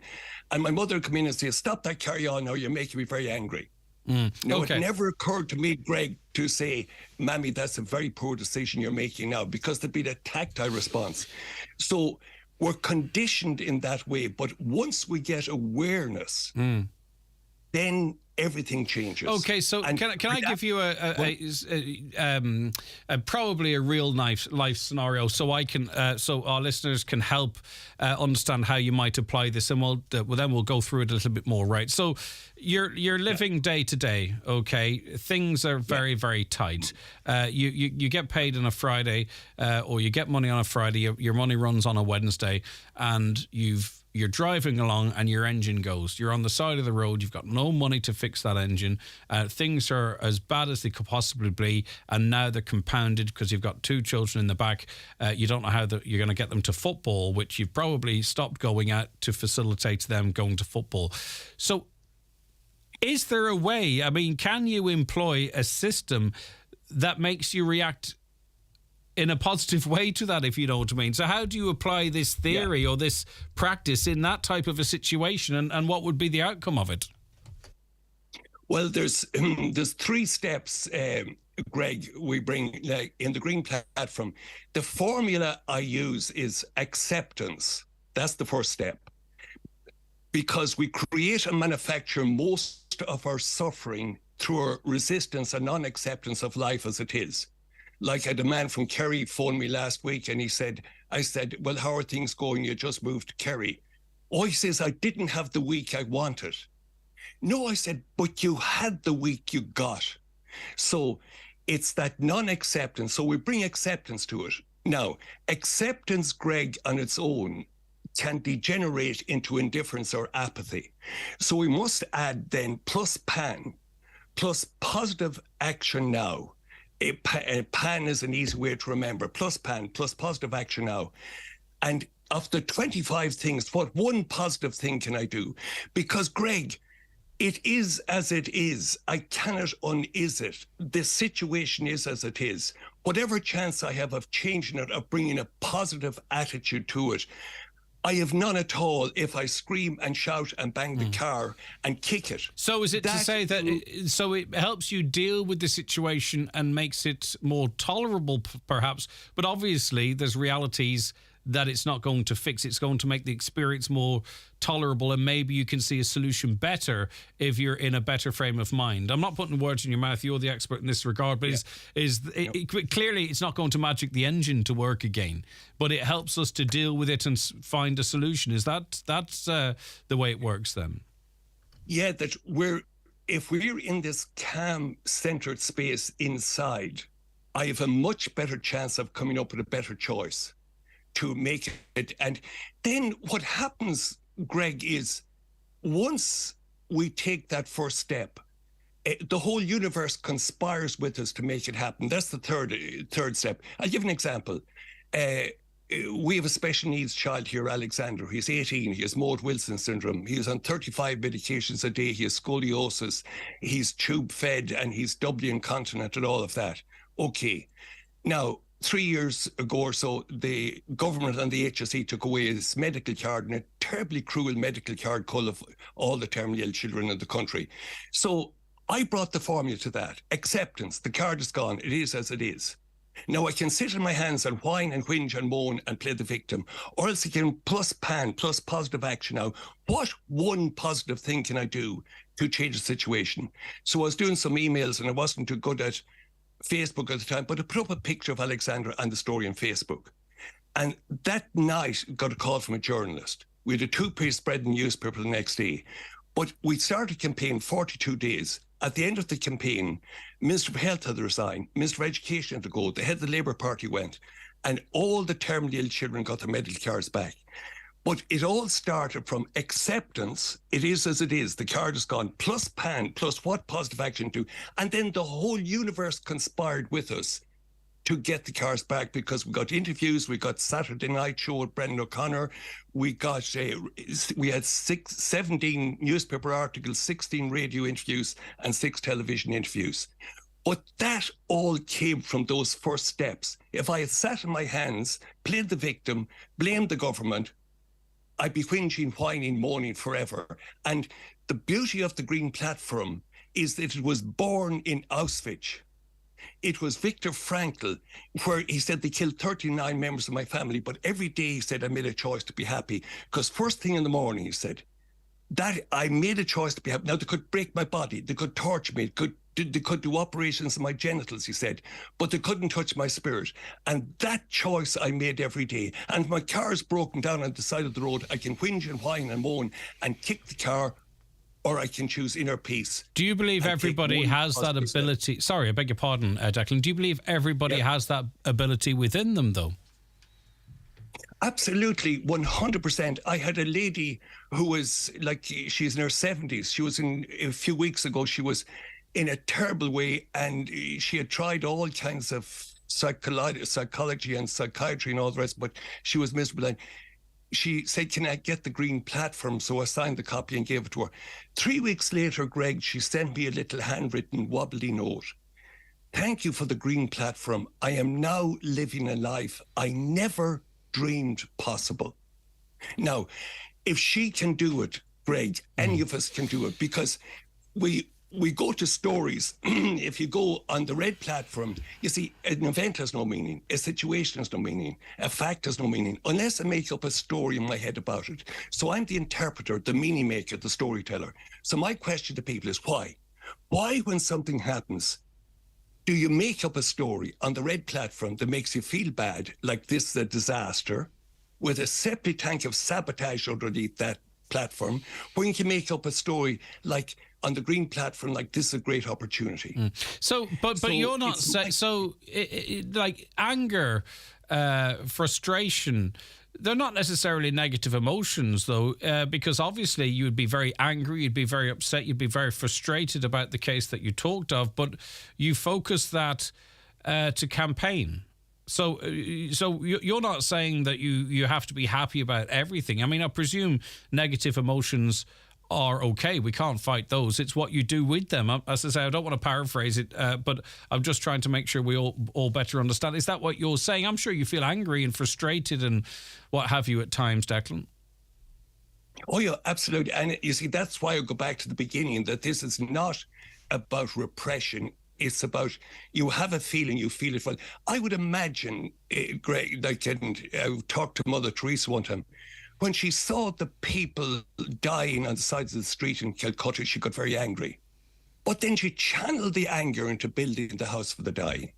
So anger is, and I wouldn't, like, you feel angry. Like, I remember in a former life, I was a club and missionary priest out in the Philippines.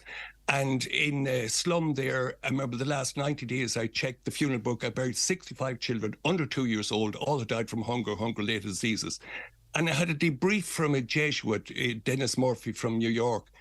And I'd done all sorts of projects like Grameen banks, cooperatives, credit unions, and, hen projects, pig projects, fishing projects, all of that. And he praised me to the heights. But then he said, Greg, he said, after these 5 years, are you a happier, more creative, more vital, more innovative person? Or are you more angry and bitter and resentful? And I attacked him, Greg. I said, Dennis, did you hear a single thing I told you? I just told you I buried 65 children who died from hunger in a world full of food. Of course I'm more angry and bitter and resentful. What do you expect? Happy, clappy, all is well. Well, I have news for you, Dennis. All is not well, and I am not happy. And he paused for a minute. And this is the other beginnings of the Green Platform. He said, Declan, if you're coming back to this slum, bring the people joy or bring them nothing. Because the last thing they need is another serious, long-faced, miserable, cranky missionary priest working for justice and peace. The end must be prefigured in the means. You must live the utopia you're talking about. If I want a Mercedes-Benz from you, you cannot give it to me because you haven't got it. If I want inner peace from you, you cannot give it to me because you haven't got it. And he said, you still don't get the Gandhi thing. And I said, what is the Gandhi thing? Be the change you want to see in the world. And he said, how many years, 10 years, 20 years, 30 years of justice, of food in Latin America, in Asia, in Africa must you get before you can decide to be happy? Or are you going to be? So that put the kibosh on my anger, Greg. Okay. And you are making a presentation or presenting a motivational talk, and people have got a good sample of that now, I think, on the show this morning. It's at St. Cronus Church, Dunlow. It's tonight, actually, at 7 p.m, and it's open to everyone. Is it, Declan? That's right, open to everyone. And Father Johnny Moore has organised it there. And we have Michael Maloney, the great Donegal singer, is opening it, and he has a beautiful song that he has written about people who are facing challenges in their lives, and about, to sum it up, Michael would sing about the purpose of life is to live a life of purpose. And that's Michael's message. So he's opening it and he's closing it. And he's an incredible singer. So I am honoured to have a man like that bookending the presentation, Greg. Okay, and it's at St. Cronus Church, Dunlow, tonight at 7 p.m. And you'll be able to hear more from Declan and the Green Platform and how it might be able to benefit you. Thank you for your time this morning. It's been nice listening to you. Thank you, Greg. My privilege again. Take care. Goodbye. Have a lovely day. Okay, as I say, that might not resonate with everyone, but it may resonate with some. And if you're interested in that, as I say, St. Cronus Church, Dunlow, starts at 7 p.m. Declan is a renowned speaker, by the way, and he's going to concentrate on resilience to life's pressures, giving us hope and help in seeking a positive way through life's problems. All is welcome. And Michael Malone, as you heard there, bookending. And by the way, bring a cushion with you if you want to sit on, because it's pews and you might want to be comfortable. So bring a cushion. All right, we'll be back with more on the 9 till Noon show shortly. Watch the show live now on YouTube, Facebook and at highlandradio.com. The 9 till Noon show is brought to you by Letterkenny Credit Union, offering low-rate holiday loans with fast approval. Apply online at letterkennycu.ie or in office today. Preparing for a special occasion? Sorrento Shoes has the finishing touch. Shoes and bags in pastel shades, bling or classic neutrals. Sorrento Shoes. Available in all leading shoe stores. Sheridan Security, now introducing zero-wire smart alarm systems. Zero wire, zero mess, and a real peace of mind. With a simple press of a button, your alarm can be set or unset, or download the free app and control it from your phone. Call us today on 074 912 6025 and get your alarm from €299. Stay local, stay safe, and protect what you value most with Sheridan Security Systems. Donegal Denture Clinic, Letterkenny. Denture problems? We can help. At Donegal Denture Clinic, we customise, personalise and tailor your dentures to suit you. Call us for a free consultation on 91 25 25 3. Find us at Ballyrain, Letterkenny, beside Rossin College. Medical cards welcome. For all your denture needs, call Donegal Denture Clinic on 91 25 25 3. Online at donegaldentureclinic.ie. Connolly's Volkswagen Letterkenny, your only official Volkswagen passenger and commercial vehicle dealer for County Donegal. Pop in to visit our showroom on Canal Road, Letterkenny. Speak to a member of our friendly team and drive away in your dream Volkswagen. Book a test drive on 074 91 22 333 or check out our full new and used range at connellys.ie. Right, the Road Traffic and Roads Bill 21 set to go before the Cabinet before being signed into law in the coming weeks, paving the way for the use of shared electric scooter schemes in Irish towns and cities, while also setting rules for private electric scooter use. A lot of people, perhaps even the Gardaí and other road users, waiting for this with bated breath. Aisling Dunn is Head of Public Policy in Ireland with Bolton, joins us now. Hi, Aisling. Hi, thanks very much for having me. Right, so what can we look forward to into the future post this legislation being enacted? Well, the expectation is that within a couple of months of the legislation being enacted, the regulations will be released by the department. So the minister will sign them into law, and these regulations will give much more detail and be more specific about what you can and cannot do on a scooter and what type of scooters you can use, and will really clear up a lot of this ambiguity and kind of uncertainty that surrounds the use of scooters at the moment. And what's Bolt's role in all of this? Well, I suppose as an operator across most of Europe, we provide e-bikes and e-scooters along with a range of other shared transport modes. And we would like to start providing those e-scooters in towns and cities in Ireland. At the moment, we provide e-bikes in Sligo and Kilkenny, and we will also be providing them in Bray and Wexford in the coming weeks. So these are kind of shared bikes that you can use for 10, 15 minutes to connect you from one part of the town town or city to the other, maybe connect you into your transport links so that you can then get a bus or train. So we'd like to be able to do that on a more widespread basis, and to also be able to provide scooters.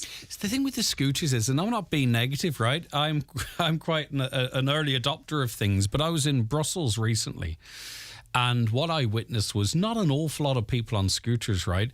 But scooters abandoned everywhere. And I'm not one to sort of exaggerate. I'm on about there were places for scooters to go, but they were literally just abandoned on their sides across footpaths and all that type of stuff. I'm not sure if Bolt's involved in that or responsible for that, but I presume that's not how they're ordinarily used. Is Brussels an outlier in that regard? Because it was chaos. Absolutely, and I think that's totally a fair observation.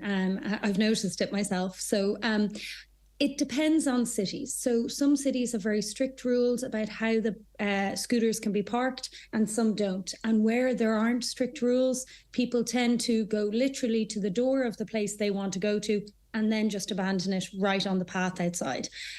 It's pretty inconsiderate, but I guess if there are no guidelines or rules in a city, people tend to, take the easiest option. What I think will happen in Ireland, and certainly what we'll be proposing, is that we have virtual parking bays for e-scooters in the same way that we do for e-bikes in Sligo. You might be familiar with it. And we have 51 locations across Sligo town where you have to be to start and finish your journey, and geofencing controls it. You're not allowed to finish your journey. You can't stop paying for it unless you drop it into one of those 51 locations. And so by doing that, we're dictating to a certain extent, and we're removing a tiny bit of the convenience because you can't bring it straight to your front door. But what we're doing is ensuring that people can't just abandon e-bikes or e-scooters on the footpaths. We don't have the kind of footpaths that maybe they do in some other European cities that are, 5 meters wide, and maybe a scooter left lying on its side isn't going to hold people up. In Ireland, the size of our footpaths mean that will create a hazard for other road users, for pedestrians, people in wheelchairs, buggies. It's just something that we are... So it's an outlier, I get you, and that makes sense, as you say, and you recognise it might be slightly less convenient, but people are adaptable. Do we have the infrastructure for scooters and bikes? I mean, Sligo town kind of lends itself reasonably well, I think, to that. I'm not sure how might Letterkenny or other towns around the region. So could you hit the ground running, or scootering for that matter? Do you believe that our towns, do they require specific infrastructure? Not the one that you might put in place. I'm on about the way the roads are laid out, cycle lanes, so on and so forth. Yeah, I mean, there's a body of work to be done in general to get Ireland to, a higher standard, and probably, on a par with some of our European neighbours in terms of cycle lanes and cycle infrastructure, and even, how they're dealt with the traffic lights, rights of way. There is definitely more work to be done. But we are on a good path. There has been a lot of investment in this area. The government is committed to it, and we're seeing improvements, kind of on a monthly basis. So would we like to see more of it? Would it make the service even more enjoyable for users, more likely to get more people out of their private cars and onto scooters and bikes? Yes. And is it sufficient as it is at present to get going? Yes. But it's certainly something that we'd like to see more of. And there is an element of chicken and egg, because the more people who use kind of these shared modes or light electric modes like e-scooters, e-bikes, the more likely it is that councils and national government will invest in infrastructure to support it. But then also sometimes chicken and egg, I get you. Yeah. You can't launch it until you have better bike lanes. So. And I presume Bolt has submitted something to the government in this regard. So what do you see as the right way moving forward? Would you favour it controlled to operators like yourselves, or broadened out? So, because we have to figure out, right, if people are on the road, who's liable, who's covering, what's the story with insurance? You might argue that you can sort all that out, but you could end up with 100 people up and down the streets of Letterkenny and Sligo on scooters. So what do you think? How do you think this plays out, or what would you like to see for that matter? I think how it plays out is that both private scooter use and kind of public shared scooter schemes will be allowed under the new regulations. And I think that's right, because there are an awful lot of people who have their own private scooters. However, I do think there is a benefit to the shared schemes, because as you mentioned, there's insurance, there are safety measures that we can put in place that can't be put in place for a privately owned scooter.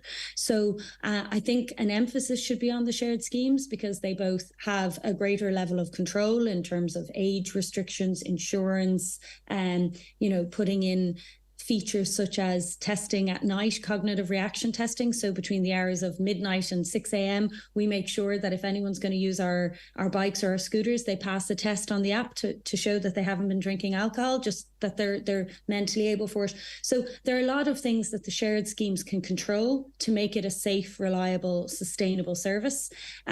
So I'd like to see an emphasis on that. I don't think for the big cities, you would want to see only one operator. I think you'd want to see 2, 3, maybe 4 operators, so that there's good competition.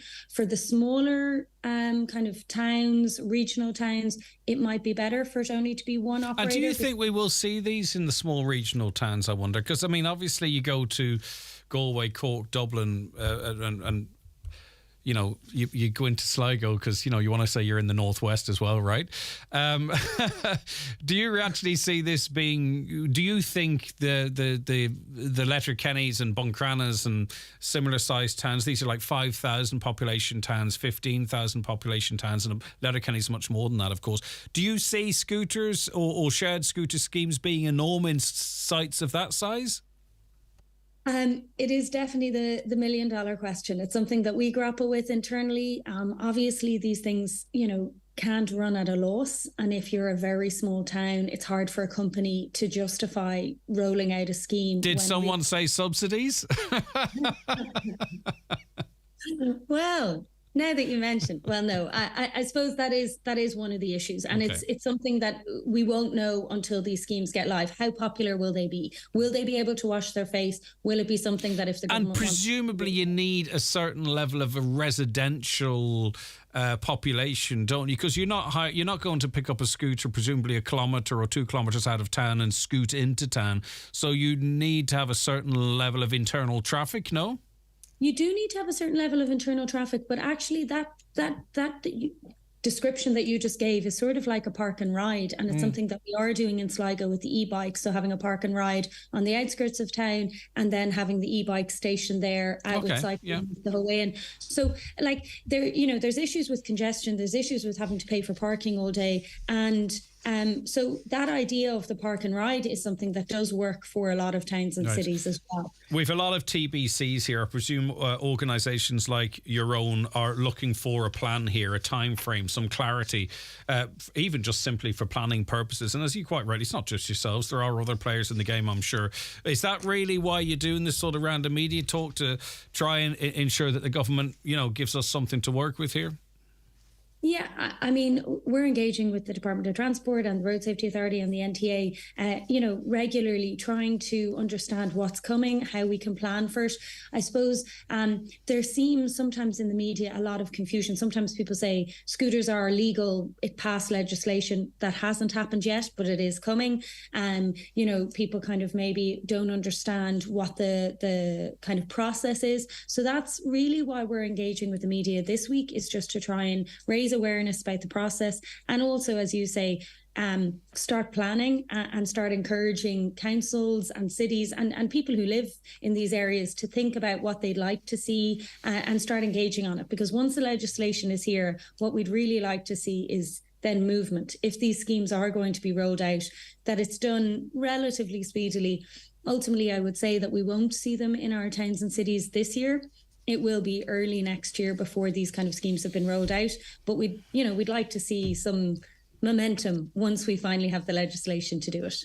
All right, okay. What's the average cost of a ride on one of these across your sort of networks? So at the moment in Ireland on our e-bikes, and we expect our scooters to be similar, but obviously, things could change over the 6 to 12 months. But at the moment it's 18 cents per minute, and we've no unlock fee. So if you're on it for 10 minutes, which our average journey is between 10 and 12 minutes, and looking at about 180. There are day passes and I get you, but that's just the basic, okay. The basic. It's interesting. It's going to be, I'm really fascinated to see how all this unfolds. And I hope we have the capability to do something like this. I sometimes wonder, do we? that we'll all just get caught up in why it can't work rather than focusing on why possibly it can. But anyway, that's not for me to decide. It's been lovely chatting to you, Aisling. Thanks very much. I know we were supposed to get to you a little bit earlier, but things ran over. I appreciate your patience, okay? That's right. Lovely to talk Bye-bye. to you. Yeah, nice to talk to you too. That's Aisling Dunn, Head of Public Policy in Ireland with Bolt, B-O-L-T. There's a few things, the likelihoods that might come from new legislation. Actually, you know what? Because we've talked about it in the past. After the news at 11, I might run through some of those in terms of, who might need insurance, who's likely, what age, all that kind of stuff. I'll do that actually after the news. The 9 till noon show is brought to you by Letterkenny Credit Union, offering low-rate car loans with fast approval. Apply online at letterkennycu.ie or in office today. Looking for the best place in the Northwest to get a bed or mattress? Restex Beds and Mountaintop Letterkenny has a great selection and great prices. Restex Beds has everything you need for a good night's sleep.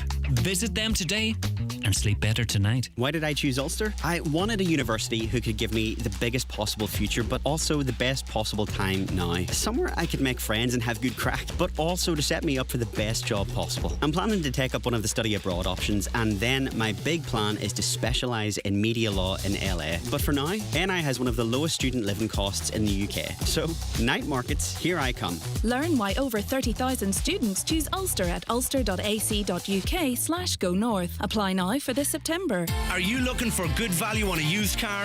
At iMotors in Letterkenny and Malin, you can choose from over 150 cars, all fully serviced with NCT and warranty. We can even arrange your finance within 1 hour. View our stock at imotors.ie. The world awaits you. Make that dream your next adventure. Cruise the Caribbean. Sail from Crete to Corsica. Soak in Santorini sunsets. Dine on the shores of the Indian Ocean. Stroll through cobbled streets for hidden gems, or bring the little ones to a magical wonderland. Trust the award-winning Atlantic Travel to guide your next adventure. Step through our doorway to the world. Atlantic Travel, Letterkenny. Highland Radio weather updates with Ireland West Airport. Fly with Aer Lingus on their new daily service to London Heathrow and connect onwards to 80 plus destinations worldwide, including New York and Boston. Ireland West Airport. Don't just take off, take it easy. Okay, today will be rather cloudy with sunny spells, improving later in the day, mainly dry with the chance of an isolated shower. Highest temperatures of 11 to 12 degrees. A much better day tomorrow, though.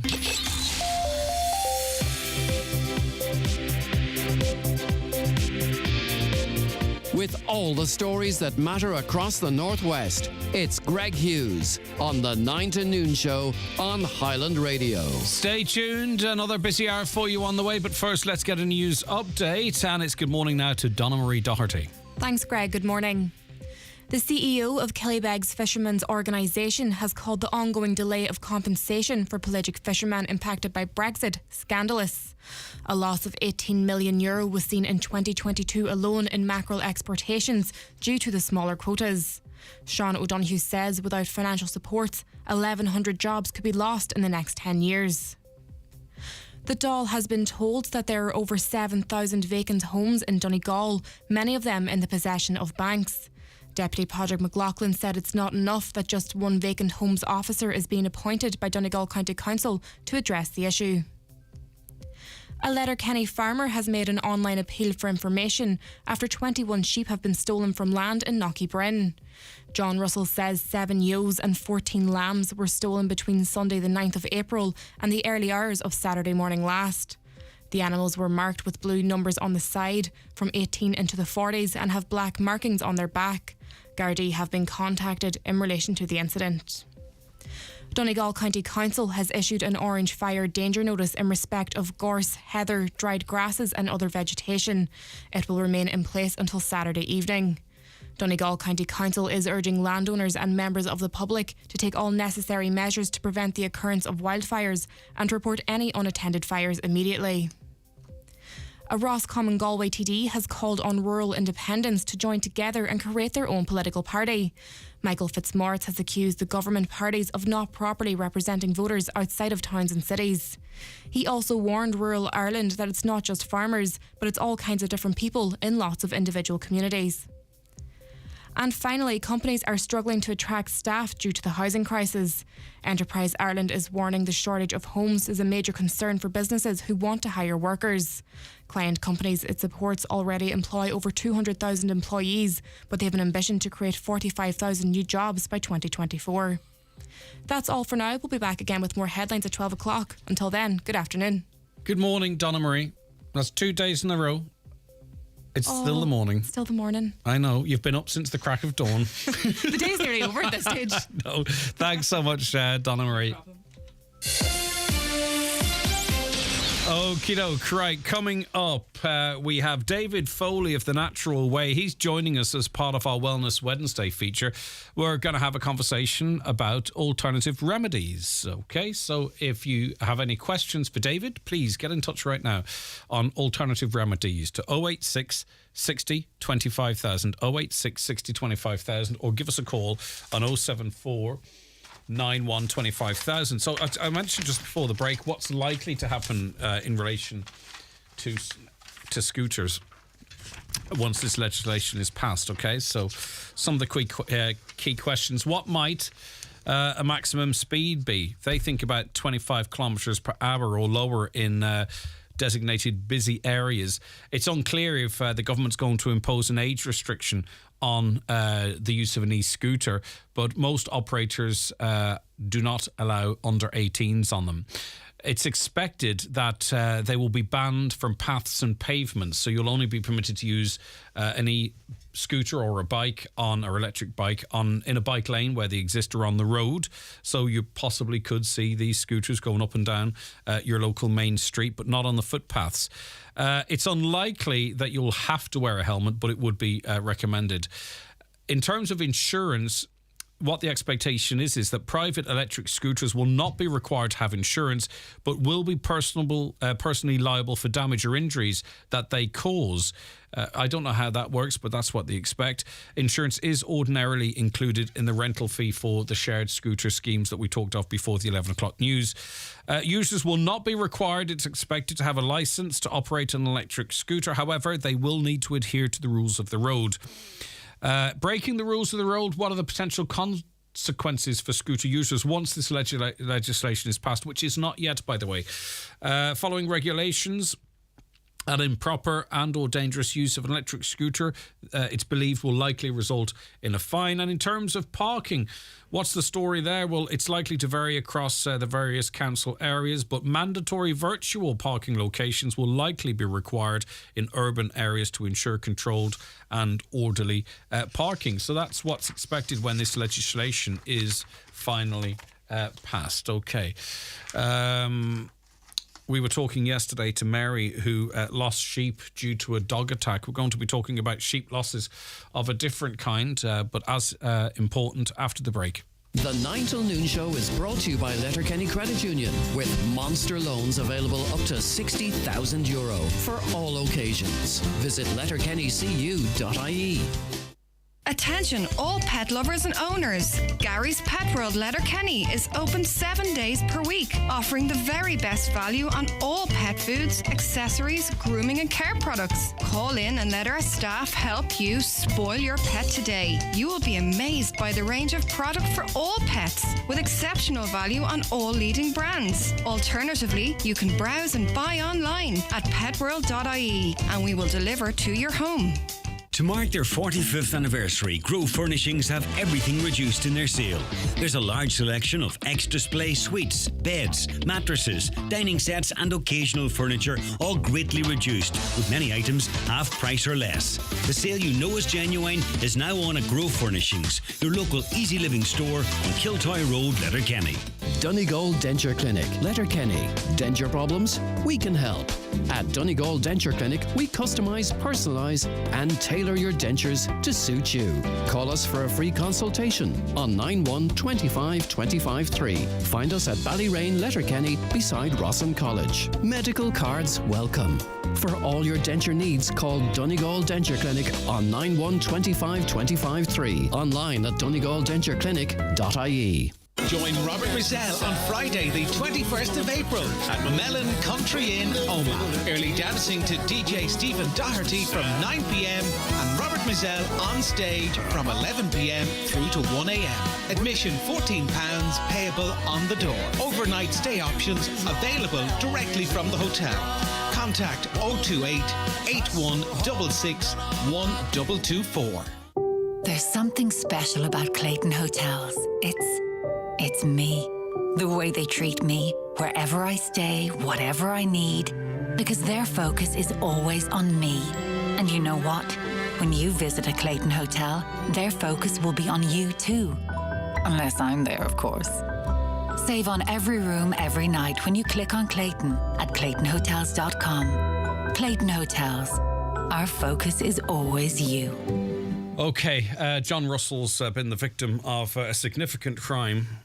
21 sheep, 7 ewes and 14 lambs stolen from land at Knocky Bryn, just outside Letterkenny, and hopefully through the power of the media, John will get them back.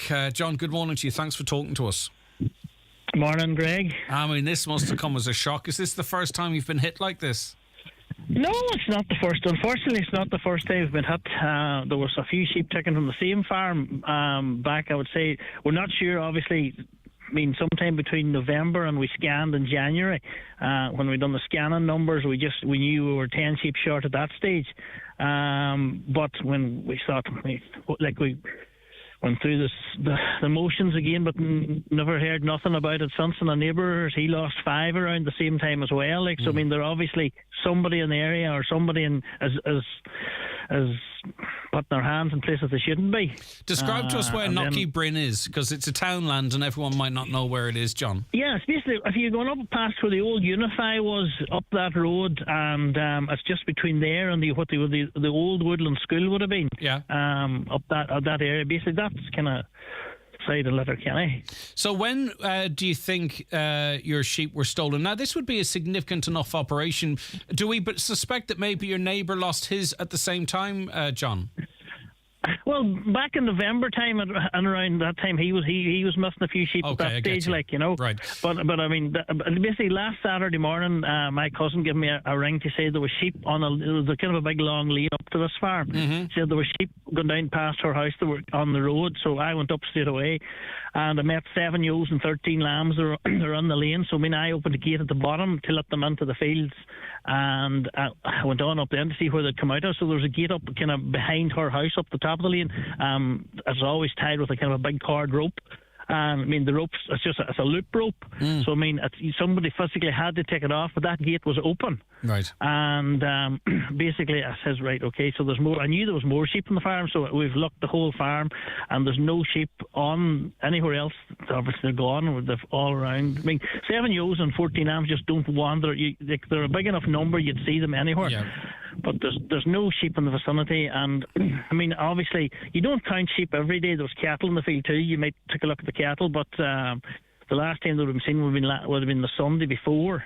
But there was a lot of rain last weekend, so it's very hard to see tire tracks and stuff like that. So I mean, I would have. But John, we're satisfied, like, because there have been appeals in the past where they did end up in a neighbour's farm or something. You're satisfied that these sheep and lambs didn't wander off. Our land is fenced round and round. It's well fenced. Okay. And they're just.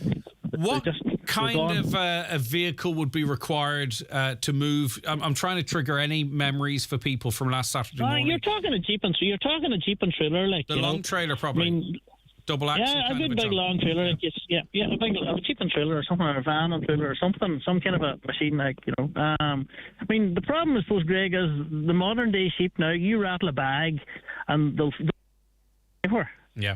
You know, it doesn't move. It used to be say you needed a good dog to round up sheep, but now I think if you just have a good bag, it'll do the same job. The sheep will follow you, and somebody gets behind them and pushes them out there, you're gone in 2 or 3 minutes. Right. So they were numbered because it's lambing season, of course.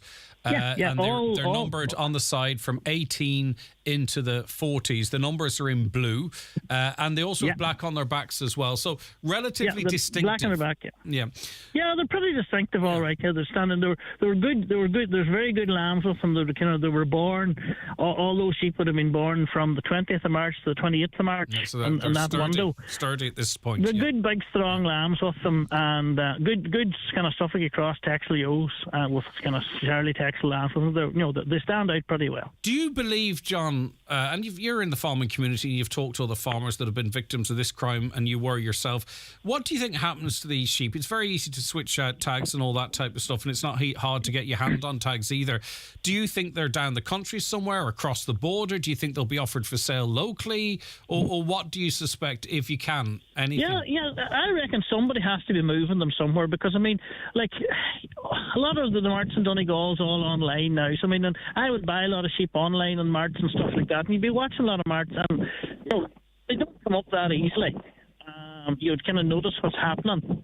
You see most of what's happening, but I know a lot of sheep go in lorries and stuff. But I mean, to me, somebody's moving them down the country. Or they're moving onto the north, or jumping the border, or doing something with them. You know, they have to have a way out for them. Yeah, I mean, this is obviously, listen, you've had stuff stolen. No one wants anything stolen, but a lot of work has gone into getting them to this point. A lot of your money has been spent, and a lot of money in terms of sales now has been lost as well. I mean, this is a significant hit to you. I mean, you're a farmer, but in being a farmer, you're a businessman, John. This is a big hit to you. Yeah, that's the worth of guts of $2,000 for this one. Like, you know, it's a lot. There's not a lot of money and to be made out of sheep. Full stop in the story, like, you know, and there's a lot of work with them for maybe sometimes not as much reward as you would like, but you know, for.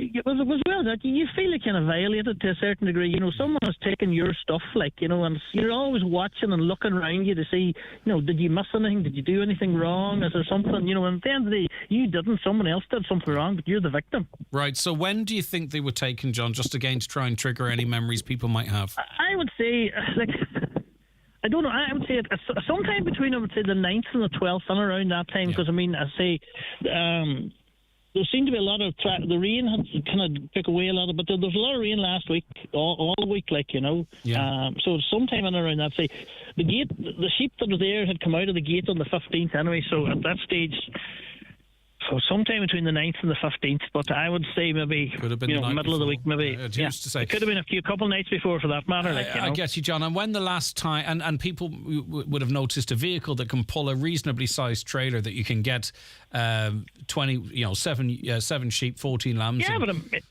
yeah, and but I mean, like, those vehicles are commonplace on the road, Greg, as you know, like, you know, you don't pass. I mean, we drive one or two of them here, and like, you don't pass on their marks to a Jeep and trailer running around. You know, that's but it's just on the reality. off chance. It's just on the off chance. Who's to say?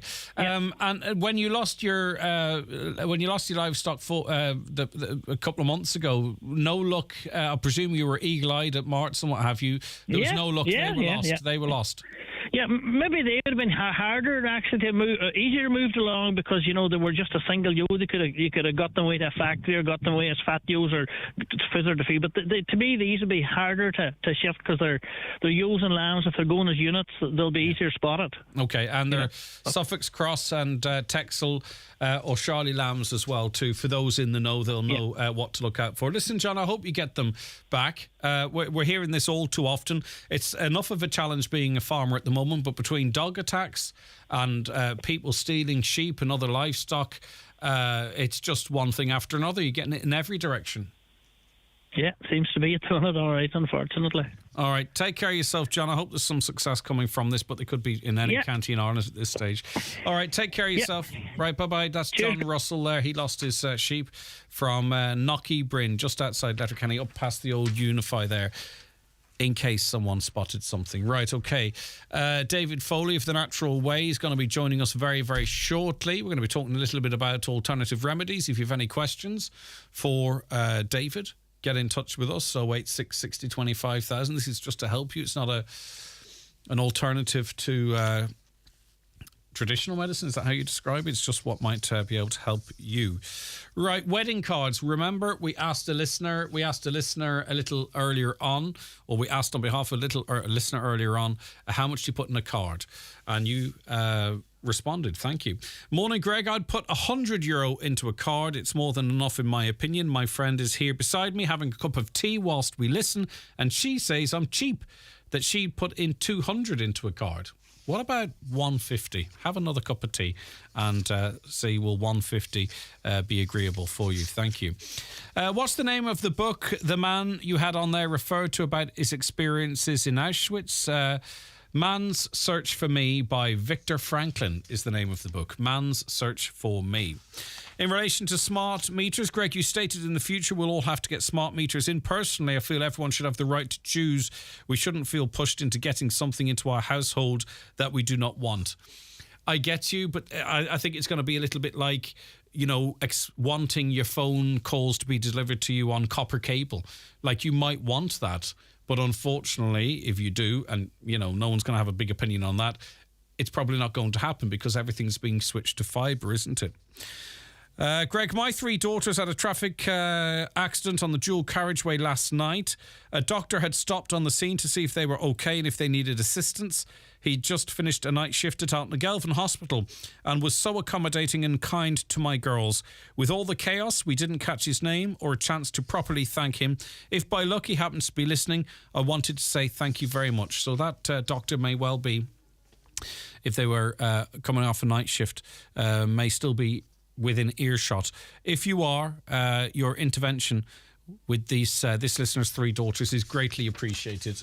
They wish they had your name, they don't, and they just want to thank you.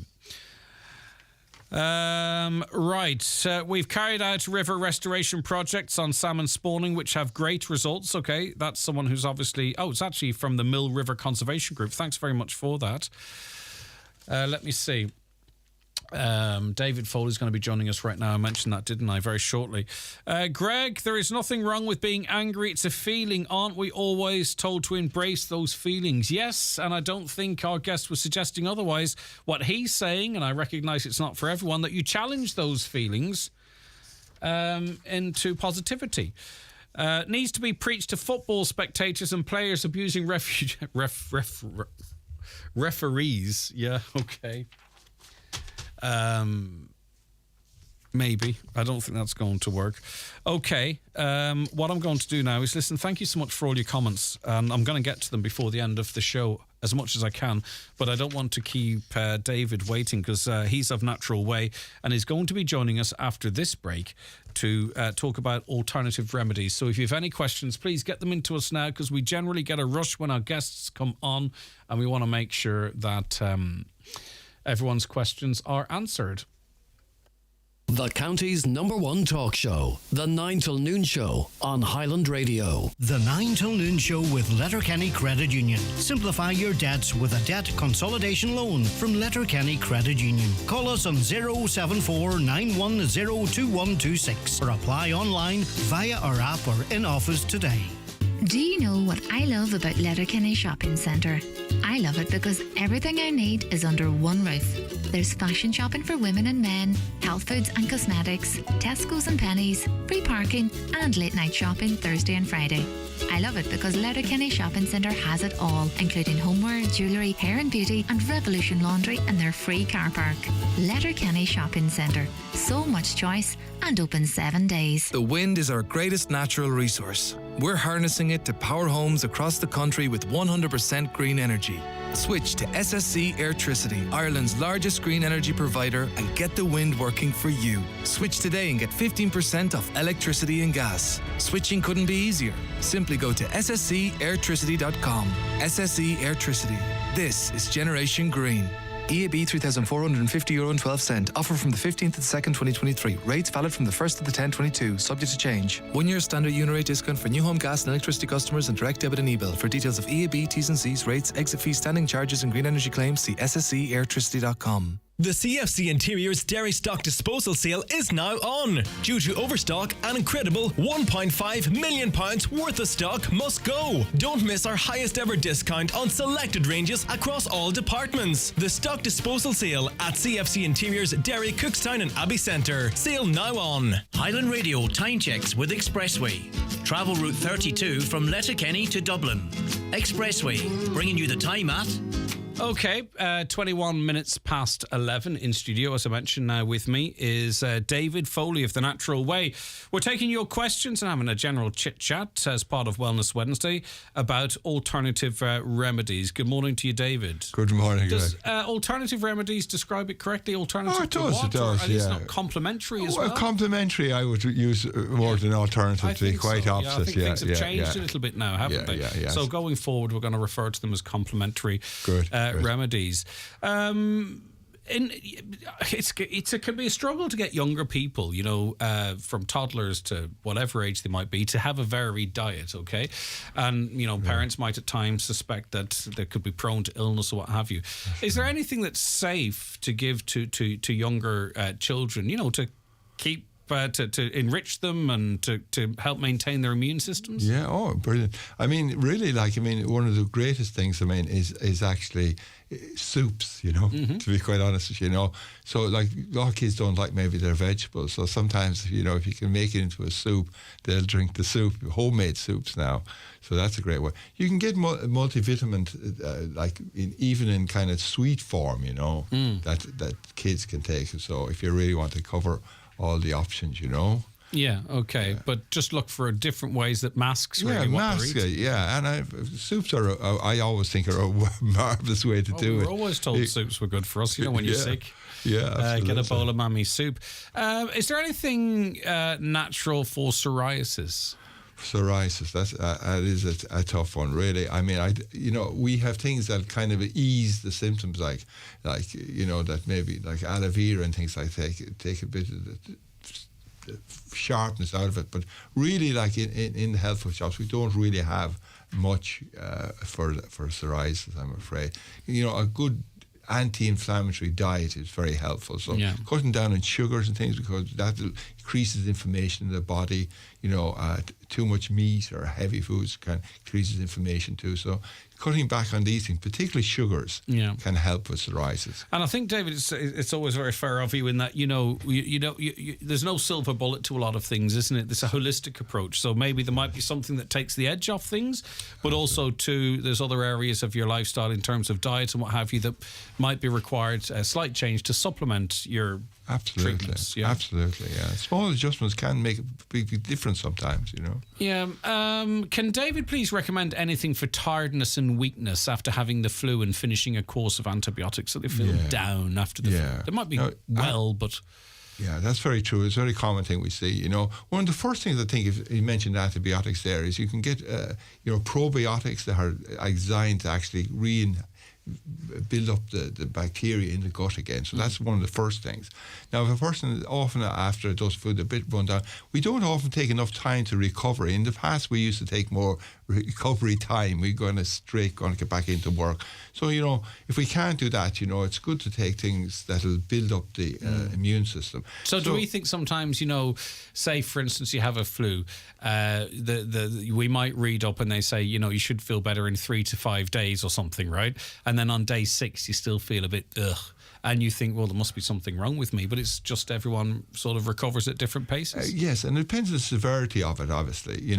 So we have to give her time to recover, and we can help that along with good diet. But also, there's things like astragalus, Siberian ginseng, Korean ginseng. These are actually things that are very, very helpful. Licorice as well is another one. So these things actually help to body quickly back into its strong state. Well, that's what I was going to ask you in terms of how long it takes for things to begin to work.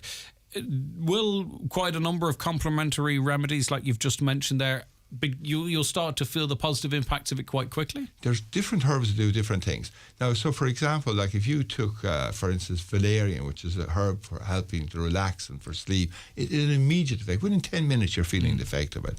Where other things, over a long period of time, you might need it for a long period, like say the mushrooms, which are fantastic to build up the immune system. So they would be used on a long-term use. So reishi would be a great mushroom for actually building. For people with allergies and people that are run down, reishi would be a fantastic mushroom for that. But you have to take them for a number of months to see the benefit. So it just depends. Like Siberian ginseng and Korean ginseng are very fast acting. You start seeing the effect very rapidly. So it just depends on which herb you use, really. Yeah, and that's done in consultation with someone like yourself, so you can manage people's expectations or elevate them, depending on what you're suggesting they might take. Hi, David. What is the best probiotic for IBS? For IBS, well, there's a number of ones that are out there that are specifically designed for IBS. And there's actually, if you go to down to the health food shelter or the chemist, you'll actually find specific ones that are designed. What they're finding now is that the actual bacteria in the gut affect our immune system, our nervous system, really a wide range of it. So they're even have probiotics now that will affect people who have anxiety and so and nervous system problems, as well as straightforward building the immune system. And how is that working? Is that in some way promoting the growth of certain things within your gut that benefit you? Or we don't want to get too scientific, but it's quite interesting how putting something in your mouth or consuming something then could have that type of an impact. It's amazing, really. But there's so much research nowadays on the gut itself. So the gut itself really is your connection with the outside world, So everything you take into your body, it has to go through the gut. So 70%, they reckon, of your immune system is actually in the gut. So all this bacteria in our gut are incredibly important for our health. So it affects all areas, like even, as I say, nervous system problems, like sleep even, so a wide range of things. So there's what the research is showing that in certain bacteria, they've noticed affects certain areas. So you can go and you can actually get a probiotic that suits a certain condition. And IBS is one of those. Okay. This listener has 2 children under the age of 2 at creche. Every turnaround, there seems to be a new illness, be it chickenpox, the vomiting virus, colds.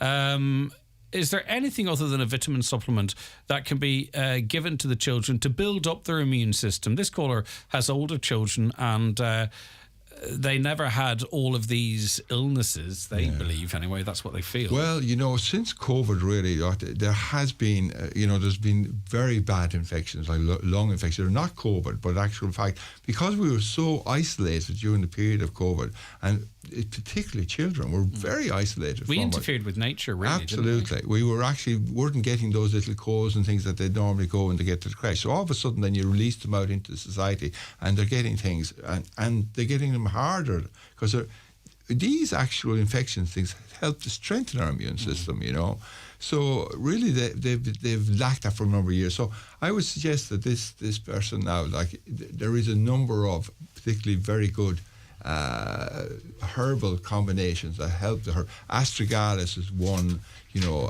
There's very all these things are very safe with children. There's actually combinations there that actually are designed to because multivitamins are great if they're lacking something, but if they're not lacking something, sometimes the immune system needs a little bit of a lift up. So astragalus would be one of those things.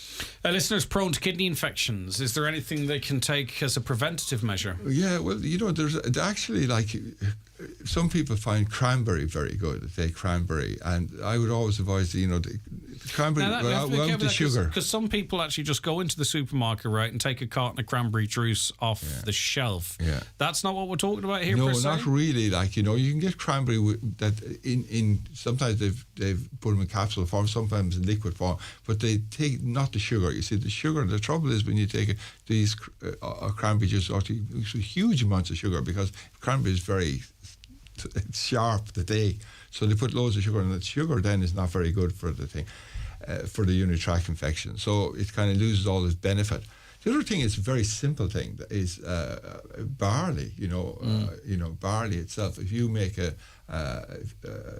if you use kind of 100 grams of barley, 1 pint of water, and you boil that up for 20 minutes, and you create barley water. You add a bit of honey to it, and that's a lovely drink. And that actually very, very good for urinary tract infection. Just backing up a little bit, is it understood that if you drink more sugary drinks or have more sugar in your tea, that you might be more prone to kidney infections? Oh, absolutely. Absolutely. How does that work? Well, there was, because sugar actually depresses our immune system, and it's pro-inflammatory.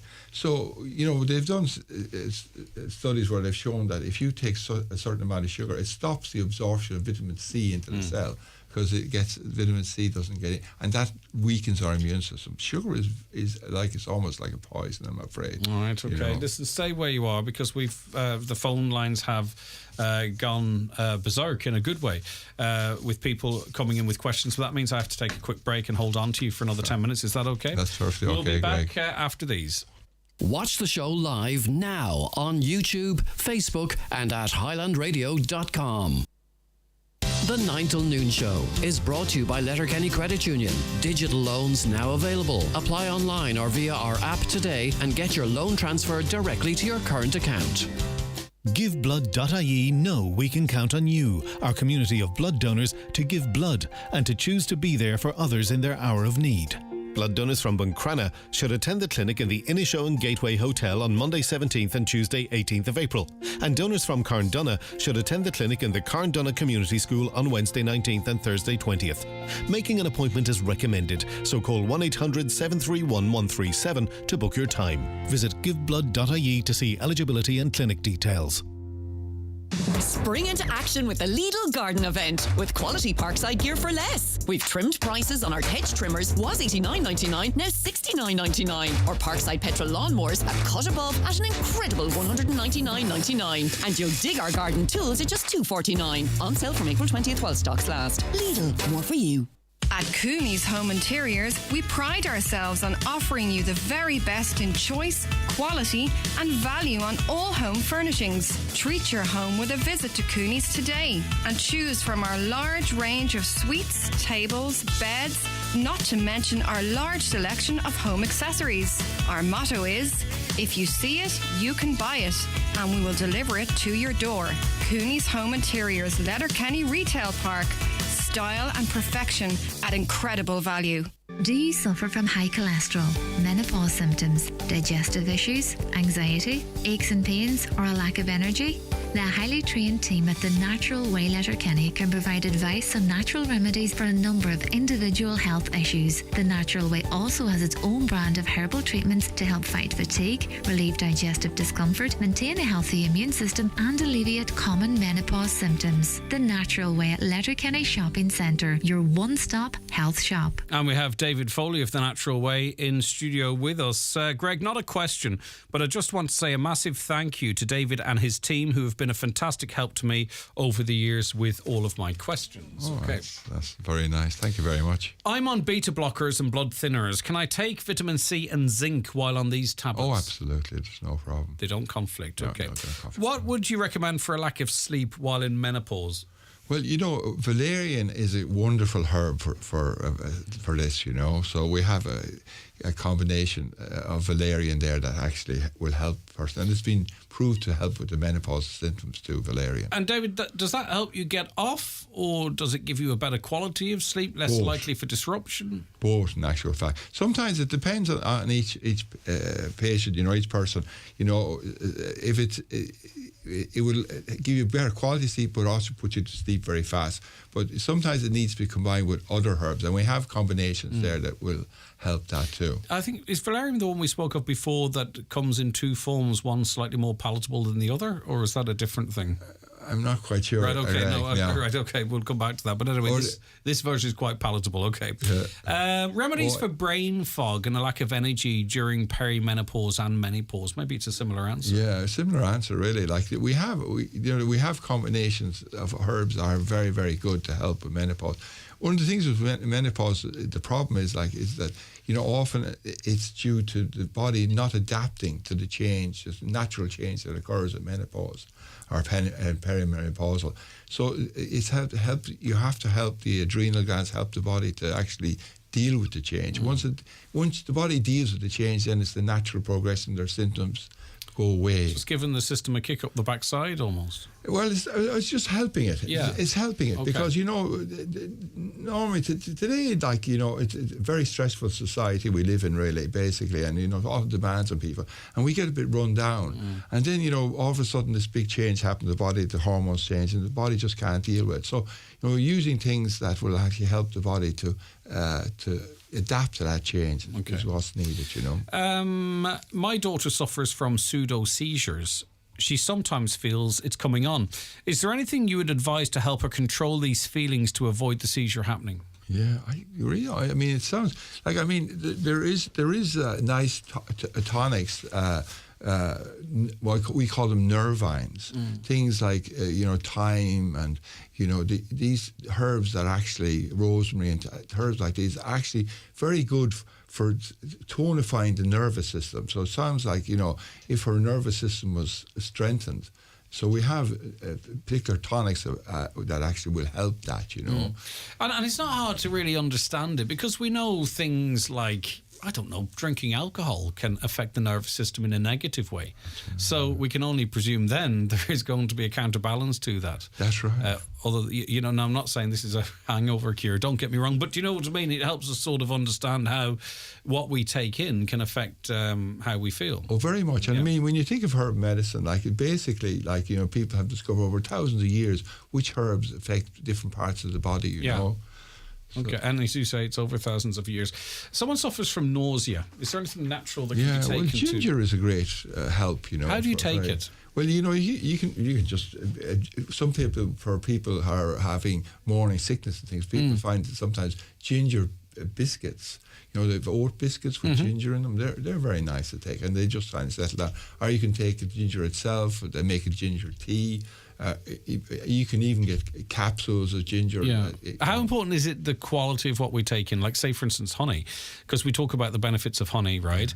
But if you go in and get a jar of honey off a shelf that's heavily processed and imported from God knows where, you might not feel the benefits of going to your neighbour who has bees and consuming their honey. I presume it's the same with when you talk about ginger and you talked about cranberry, isn't it? It's how we consume it, presumably, preferably in its most purest form. Oh, absolutely. Most organic is best of all, and local stuff is so much better often, like if you can get your local honey, you can guarantee that the beekeepers, they do it out of love. It's not much so much out of a commercial enterprise, and you get that local honey, header honey, whatever. These are fantastic.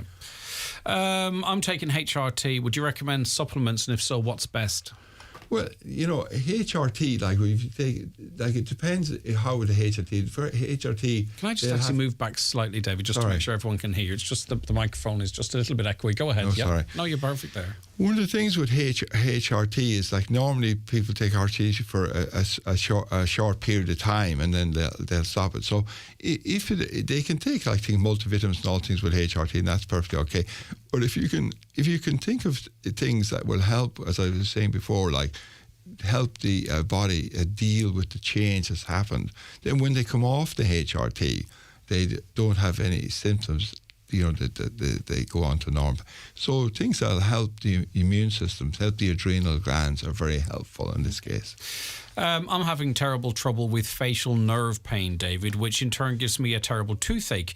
Can you please advise, is there anything you could suggest for this? Well, there's two things I would think of. You can get St. John's wort oil. You can't get St. John's wort in the liquid form now to take internally, but you can get the oil and you can rub that on the face, and that's very good for nerve pain. How does that work? Is there a numbing effect to it? It was used, I believe, in the past. Really, a lot of these herbs, we don't really know exactly how they work. I mean, it was used, it was famous, St. John's wort was for crushed hands in the past, back in the day type thing. So you'd imagine a lot of nerve damage, would occur, and there wasn't a way you could operate anything in those days. So somehow it seems to it eases the nerve pain. But I would suggest acupuncture too. Okay. Acupuncture is very good for this type of pain. What would you recommend for stomach acid? I can imagine what they're currently engaging in. Yeah. Your liquids and your powdery tablets. But is there anything more natural? Well, the thing is with stomach acid, a lot of it can be due with diet. So cutting out caffeine, particularly coffee, and things like high sugar content foods, they're very important, to cut down on the acid. I also found slowing down eating and not reclining soon after eating was of great help. Very helpful too, and especially if they're a little bit overweight in the abdominal area, if that's can be an awful factor too. So having the pillows a little bit higher in the bed at night can ease that a bit too. So they can be very helpful. Can you talk a little about probiotics in relation to oral health, gum disease, bad breath, and so on? Well, bad breath, there's many factors why people have your... Sage is a wonderful herb to actually gargle with for bad breath. It also helps the whole digestive system. So gargling and swallowing sage is very, very good. So you can get sage herb loose and just make a tea with it. That's very good. And there is probiotics that will, as I say, if you go to the health food shop, you'll find probiotics that are designed for each particular area. So you can get probiotics designed for this area too. All right. I'm not sure if this is an alternative or complementary remedy question or not, but my ankle is swelling on my left foot. I'm of slim build, but I have high cholesterol, and they're on statins as well. Yeah, on the left foot. Yeah, I would be inclined to go see your GP, to be honest with you, if you see swelling or edema like that, unless there's an injury there that would say, why that's happening. But, edema is always, especially in the ankles, always a little bit, you have to be a little bit careful. I suspected that might be your answer, David. Yeah. Sore joints, glucosamine and clondroitin were advised. You can help me out in that one. I presume they're actual medicines. Is there any alternative? No, they're not. Actually, they're complementary stroke alternative. Right. Any other alternative natural product available? Well, it depends on the turmeric is absolutely fantastic. It's an anti-inflammatory. And turmeric, you take turmeric every day. It actually reduces the inflammation in the body. And often with joint pain, it's inflammation that it can be the problem. Okay. Only have time for a couple more, David. Red yeast rice. Again, this is it taking it instead of statins for high cholesterol. I'm not sure if that's a road you would go down, but do you have a view on that? And whatever you believe. There is actually very good remedies to reduce cholesterol, without having to go on statins. There's a number because there is mixed views on statins, especially if you read the Daily Mail, because they have a different view on it every day. But anyway, that's in Britain, not as much here. But so go ahead. Natural. There is natural remedies. There is plant statins, which you can get in, and that's one particular form that's very, very effective for reducing cholesterol. So I would always suggest to people, if they have high cholesterol, try the natural remedies first. Try them for a period of time. Go back to your doctor, get it tested. If it's down, that's great. If it isn't, you can always go on statins. And, first you would use those plant statins, and then you would this red wine yeast. That's another way of actually trying to control it. Mm-hmm. And if after you try those particular remedies, and to be quite honest with you, they often do work. They'll keep people from having to go on statins. But if you need statins, you need statins. But I think it's well worth trying the alternatives first. All right. David Foley, owner of The Natural Way, Letterkenny, thanks for joining us for this Wellness Wednesday feature. If anyone wants to speak to you or any of your staff, you're located in the shopping centre in Letterkenny.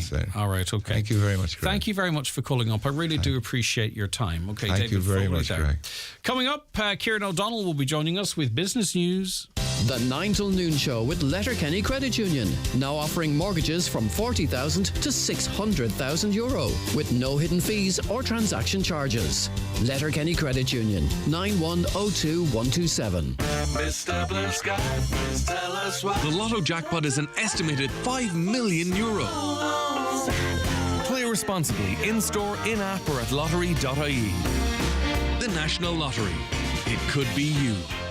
With brand new state-of-the-art facilities, get your car serviced in iMotors. We cater for all makes and models. We offer all your servicing needs, tyre replacement and 3D laser alignment. Plus, split your service bill over 4 payments with our new bumper facility. Call into us today or visit imotors.ie to book your service. Shop LK at Brian McCormick Sports and Leisure, Main Street, Letterkenny. New, fresh colours in women's sportswear from Nike and Under Armour. Get that new look with some bright colours. Quarter zips with t-shirts and fitness bottoms. Match it up with some new arrivals in our footwear for women. Brooks, Hoka, and On Running gives you a unique comfort sensation. View our new arrivals. Click on bmcsports.ie for your free delivery. Highland Radio weather updates with Ireland West Airport. Lanzarote is back. Check out our new weekly flights to Lanzarote with Ryanair. Ireland West Airport. Don't just take off, take it easy. All right, Kieran is just going to join us in a moment, but let me get that weather for you just before we say good morning to him. Rather cloudy with sunny spells improving later in the day, mainly dry with the chance of an isolated shower. Highest temperatures 11 or 12 degrees, but tomorrow it's going to be dry and sunny. Temperatures around the same. Winds moderate. So that's what we have to look forward to. Right, it is time for this. Business Matters in association with the ATU Donegal Faculty of Business. Are you a senior manager in the private sector looking to reinforce your leadership skills? ATU are offering a Level 9 Executive MBS in Leadership and Innovation based around action learning starting late April.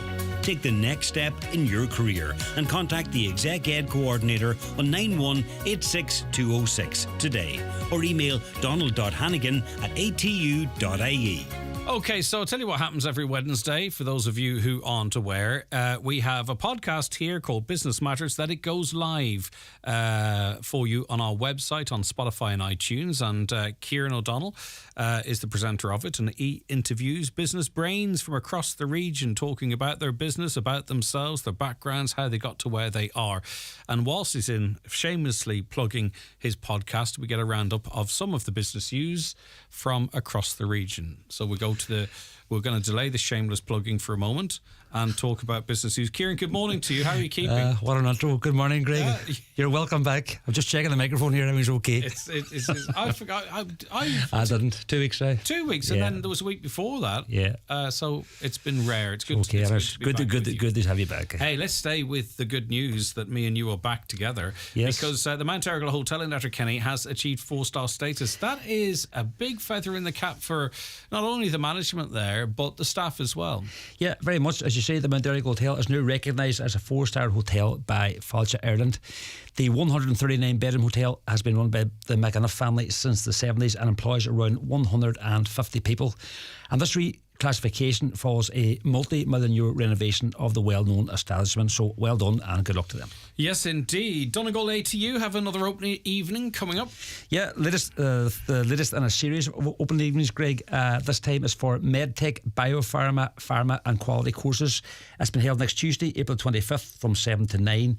And it will provide an opportunity to join live talks and ask questions in the live Q&A session. So check out Donegal ATU socials for more on that. Definitely. Now, I want to say Celtic Media Festival. Correct. I was just double checking that myself last night. The 44th Annual International Celtic Media Festival will take place at the Waterfront Hotel in Dunlow from Tuesday, June the 6th to Thursday, June the 8th. This festival will bring together inspiring artists and creators within the film and media genres from regions including Brittany, Cornwall, Ireland, Isle of Man, Scotland and Wales. So good boost for the west of the county and nice to have hosting such a fairly prestigious event. Good setting too. Yeah. Lovely hotel there, and what a gym they have. You were up with that, weren't you? I was up with. I think you did one of your pods. Yeah, there, didn't that's you? correct. Yeah, I mean it's like state of the art. What you would expect to see in a brand new gym in the heart of London. Not that that's where we set the bar from, don't get me wrong. They have the same gear in there. It really is quite remarkable. I had a walk around. That's why it's a massive boost to that area as well, Greg, just to have I think that's a 4-star down there as well. Yeah, big catchment, so that's why I suppose they do well. Irish grown wool council established now. Yes, the first Irish Grown Wool Council was selected at a stakeholders meeting which took place recently at Athlone Springs Hotel. So the Irish Grown Wool Council brings together stakeholders from both sides of the border with the aim of improving the Irish wool sector. So the establishment of this organisation, Greg, is being described as a major milestone for the Irish wool industry and for the creation of a strong Irish grown wool brand. So obviously they're looking to get themselves organised and together and be a better force, which is good news for that sector. I was hoping to keep it quiet, but my big news is out. I've cracked open the piggy banks. Yes, you were seen larger than about Max there one morning, all right. What's going on? Yeah, an 8-acre site in Letterkenny has been sold for €4 million. The land along High Road is reported to have been bought by someone from the county. Great. Planning permission was granted back in 2014 for development comprising 6 retail units, 190 apartments, 17 duplex units and 18 townhouses, but that has since expired. And in the current county development plan, the site is zoned as establishment development / mixed usage. So the sale of this prime site was handled by local estate agent DNG Boyce Gallagher, and it will be interesting to see what happens next. It really will be, because on both levels, if they sort of went along the lines of what was previously awarded planning permission for, any extra retail is always really quite interesting. But obviously there's quite a significant housing need that might be able to be met there, Kieran. So we'll see how things progress. From the side of... runs down the side of the fire station and goes down, and it backs on to the back of the old Oatfield site. Right, so it's on the right hand side. Yeah, if you're going down from here and you go down past the hospital, you go down the town, it's on the left. Yeah. So after you pass the 4 houses there on the left hand side, there's a gap. There's a house across the road there from Max Deli. It's directly across there and on down to the very bottom. So it's about 2/3 down Oliver Plunkett Road. Actually, you probably wouldn't even know it's there if you're just a road user. Okay, that's really quite significant. Okay, excellent stuff. So that was a run through some of the top business stories from across the region. So let's get on to the podcast. And you are speaking to Clive Alcorn. This is, I had a couple of chats with Clive because we were down at Tropical World. And he's got a really interesting approach, and I think this is going to be a really interesting podcast, Kieran. Yeah, I'm going to be joined this week by Clive of Alcorn's Garden Centre, and also is the owner of Tropical World in Letterkenny. Clive's parents, late parents Tommy and Martha, set up a flower shop at Loughnagin in the 80s, and Clive began working full-time in the business when he was still a teenager. When his father retired, Clive formed Alcorns Limited along with his brother John, sister Caroline, who also run Alcorns Flowers. And it was always Clive's ambition to establish his own zoo, and in 2011 he opened Tropical World, which attracts 40,000 visitors annually. Here, Clive talks about the positive influence his late parents had on himself and on his siblings. Well, my father and mother were, as to say, genuine people. My mother was a person, if anybody who remembers her would say, my mother never made money because she actually gave away more plants than she sold. And that was her nature. She loved people, and she loved, and as I say, the saddest thing is that I would say today is that she never ever got to see the good of Alcorns. My father seen, as I say, it developed through the years, see us develop into the business and the business go forward, and was a great man for actually backing, as I say, what the future or what, and I remember going to trade shows and we'd have went and maybe had looked at a piece of machinery, and I remember going to a show in Kildare one time and looking at this bit of machinery, and myself and himself were standing looking at it, and I says, and the Dutchman says to me, would you be interested? I say, maybe in the future. And of course he took my telephone number, and he rang me every year for 3 years, and eventually I says, look, to my dad, what do you think? He says, get the machine here, it'll speed things up. And that was his, and it was always the vision of how we can make it better, how we can, as I say, increase production, but at the same time it has to be done in a sustainable nature, and it has to be viable. Yeah, and balancing that's the difficulty, but a balance they're striking out there. And I get a sense, Kieran, that, you know, obviously a hugely successful business there outside Letterkenny, but this is also about Clive, him as an individual, his philosophy, his influences. Yes, very much. Look, he talked there on his late parents and the positive influence that it has had on himself. And I suppose he still takes great inspiration from the example that they set. How to make things better is probably sums up Clive and his approach to his business. We talked about a lot of things in a lot of detail. He has a huge passion for nature. He has a huge passion for educating and for hoping that young people will be aware of what's around them, and I suppose the importance of knowing what is happening around them. Outside of his work, he has huge passion, Formula 1 and Bunagee. So we covered a lot of topics, and it was a very, very interesting conversation. Yeah, okay. Now you can hear that in its entirety on our website right now, highlandradio.com. We're on Spotify or iTunes as well. It's ripped to it. So you can listen to it, stream it or download it, okay? So whatever way you want to do it. Business Matters, this episode, like all, are then aired on a Sunday evening, Kieran, at the regular time? Yeah, Greg, just after the 6 o'clock news. And if anyone wishes to get in contact with Thou, how do they do so? Just send me an email, please, businessmatters@highlandradio.com. And I don't want to repeat myself, but there's a big archive there now of really, really interesting interviews which are of interest to people outside of business, and I think those within business too, Kieran, because over the year, we can almost say actually over the years now at this stage, can't we, Kieran? There's an awful lot of testimonies from people as to how they made it, the mistakes they made, and sometimes everyone has to make their mistakes for themselves, but there's a lot in there, isn't there, for all different types of listeners? So listen, when you get talking to somebody that for the show and they may have listened back to another show, they're able to say, look, I heard him saying or heard her saying, or I thought that was interesting. So business people do tune into it as well, and I suppose they're looking and listening to see if they can pick up anything, or if they can find out a wee bit more about somebody that they know or don't know. Okay, just to remind you once again, if you want to get in contact with Kieran, the email address is businessmatters@highlandradio.com. Simple as that, isn't it? That's it. All right, Kieran, thanks so much. Good morning, Greg. Really do appreciate it. Thank you. That's live for you right now, by the way, on our website. Let me see. I think I have time to... No, I don't have time for any comments. So I'll carry these dozens of comments that we have left over into tomorrow. That's Thursday. So we're going to thank you for listening to the show today. It's been great having you on board. Thanks to Niamh, who worked on the social media, and assisted Caroline, who researches and produces the show most days. John Bressan's coming up around the Northwest after the news at 12. But for me, Greg Hughes and the team, have a lovely day. The 9 till noon show is brought to you by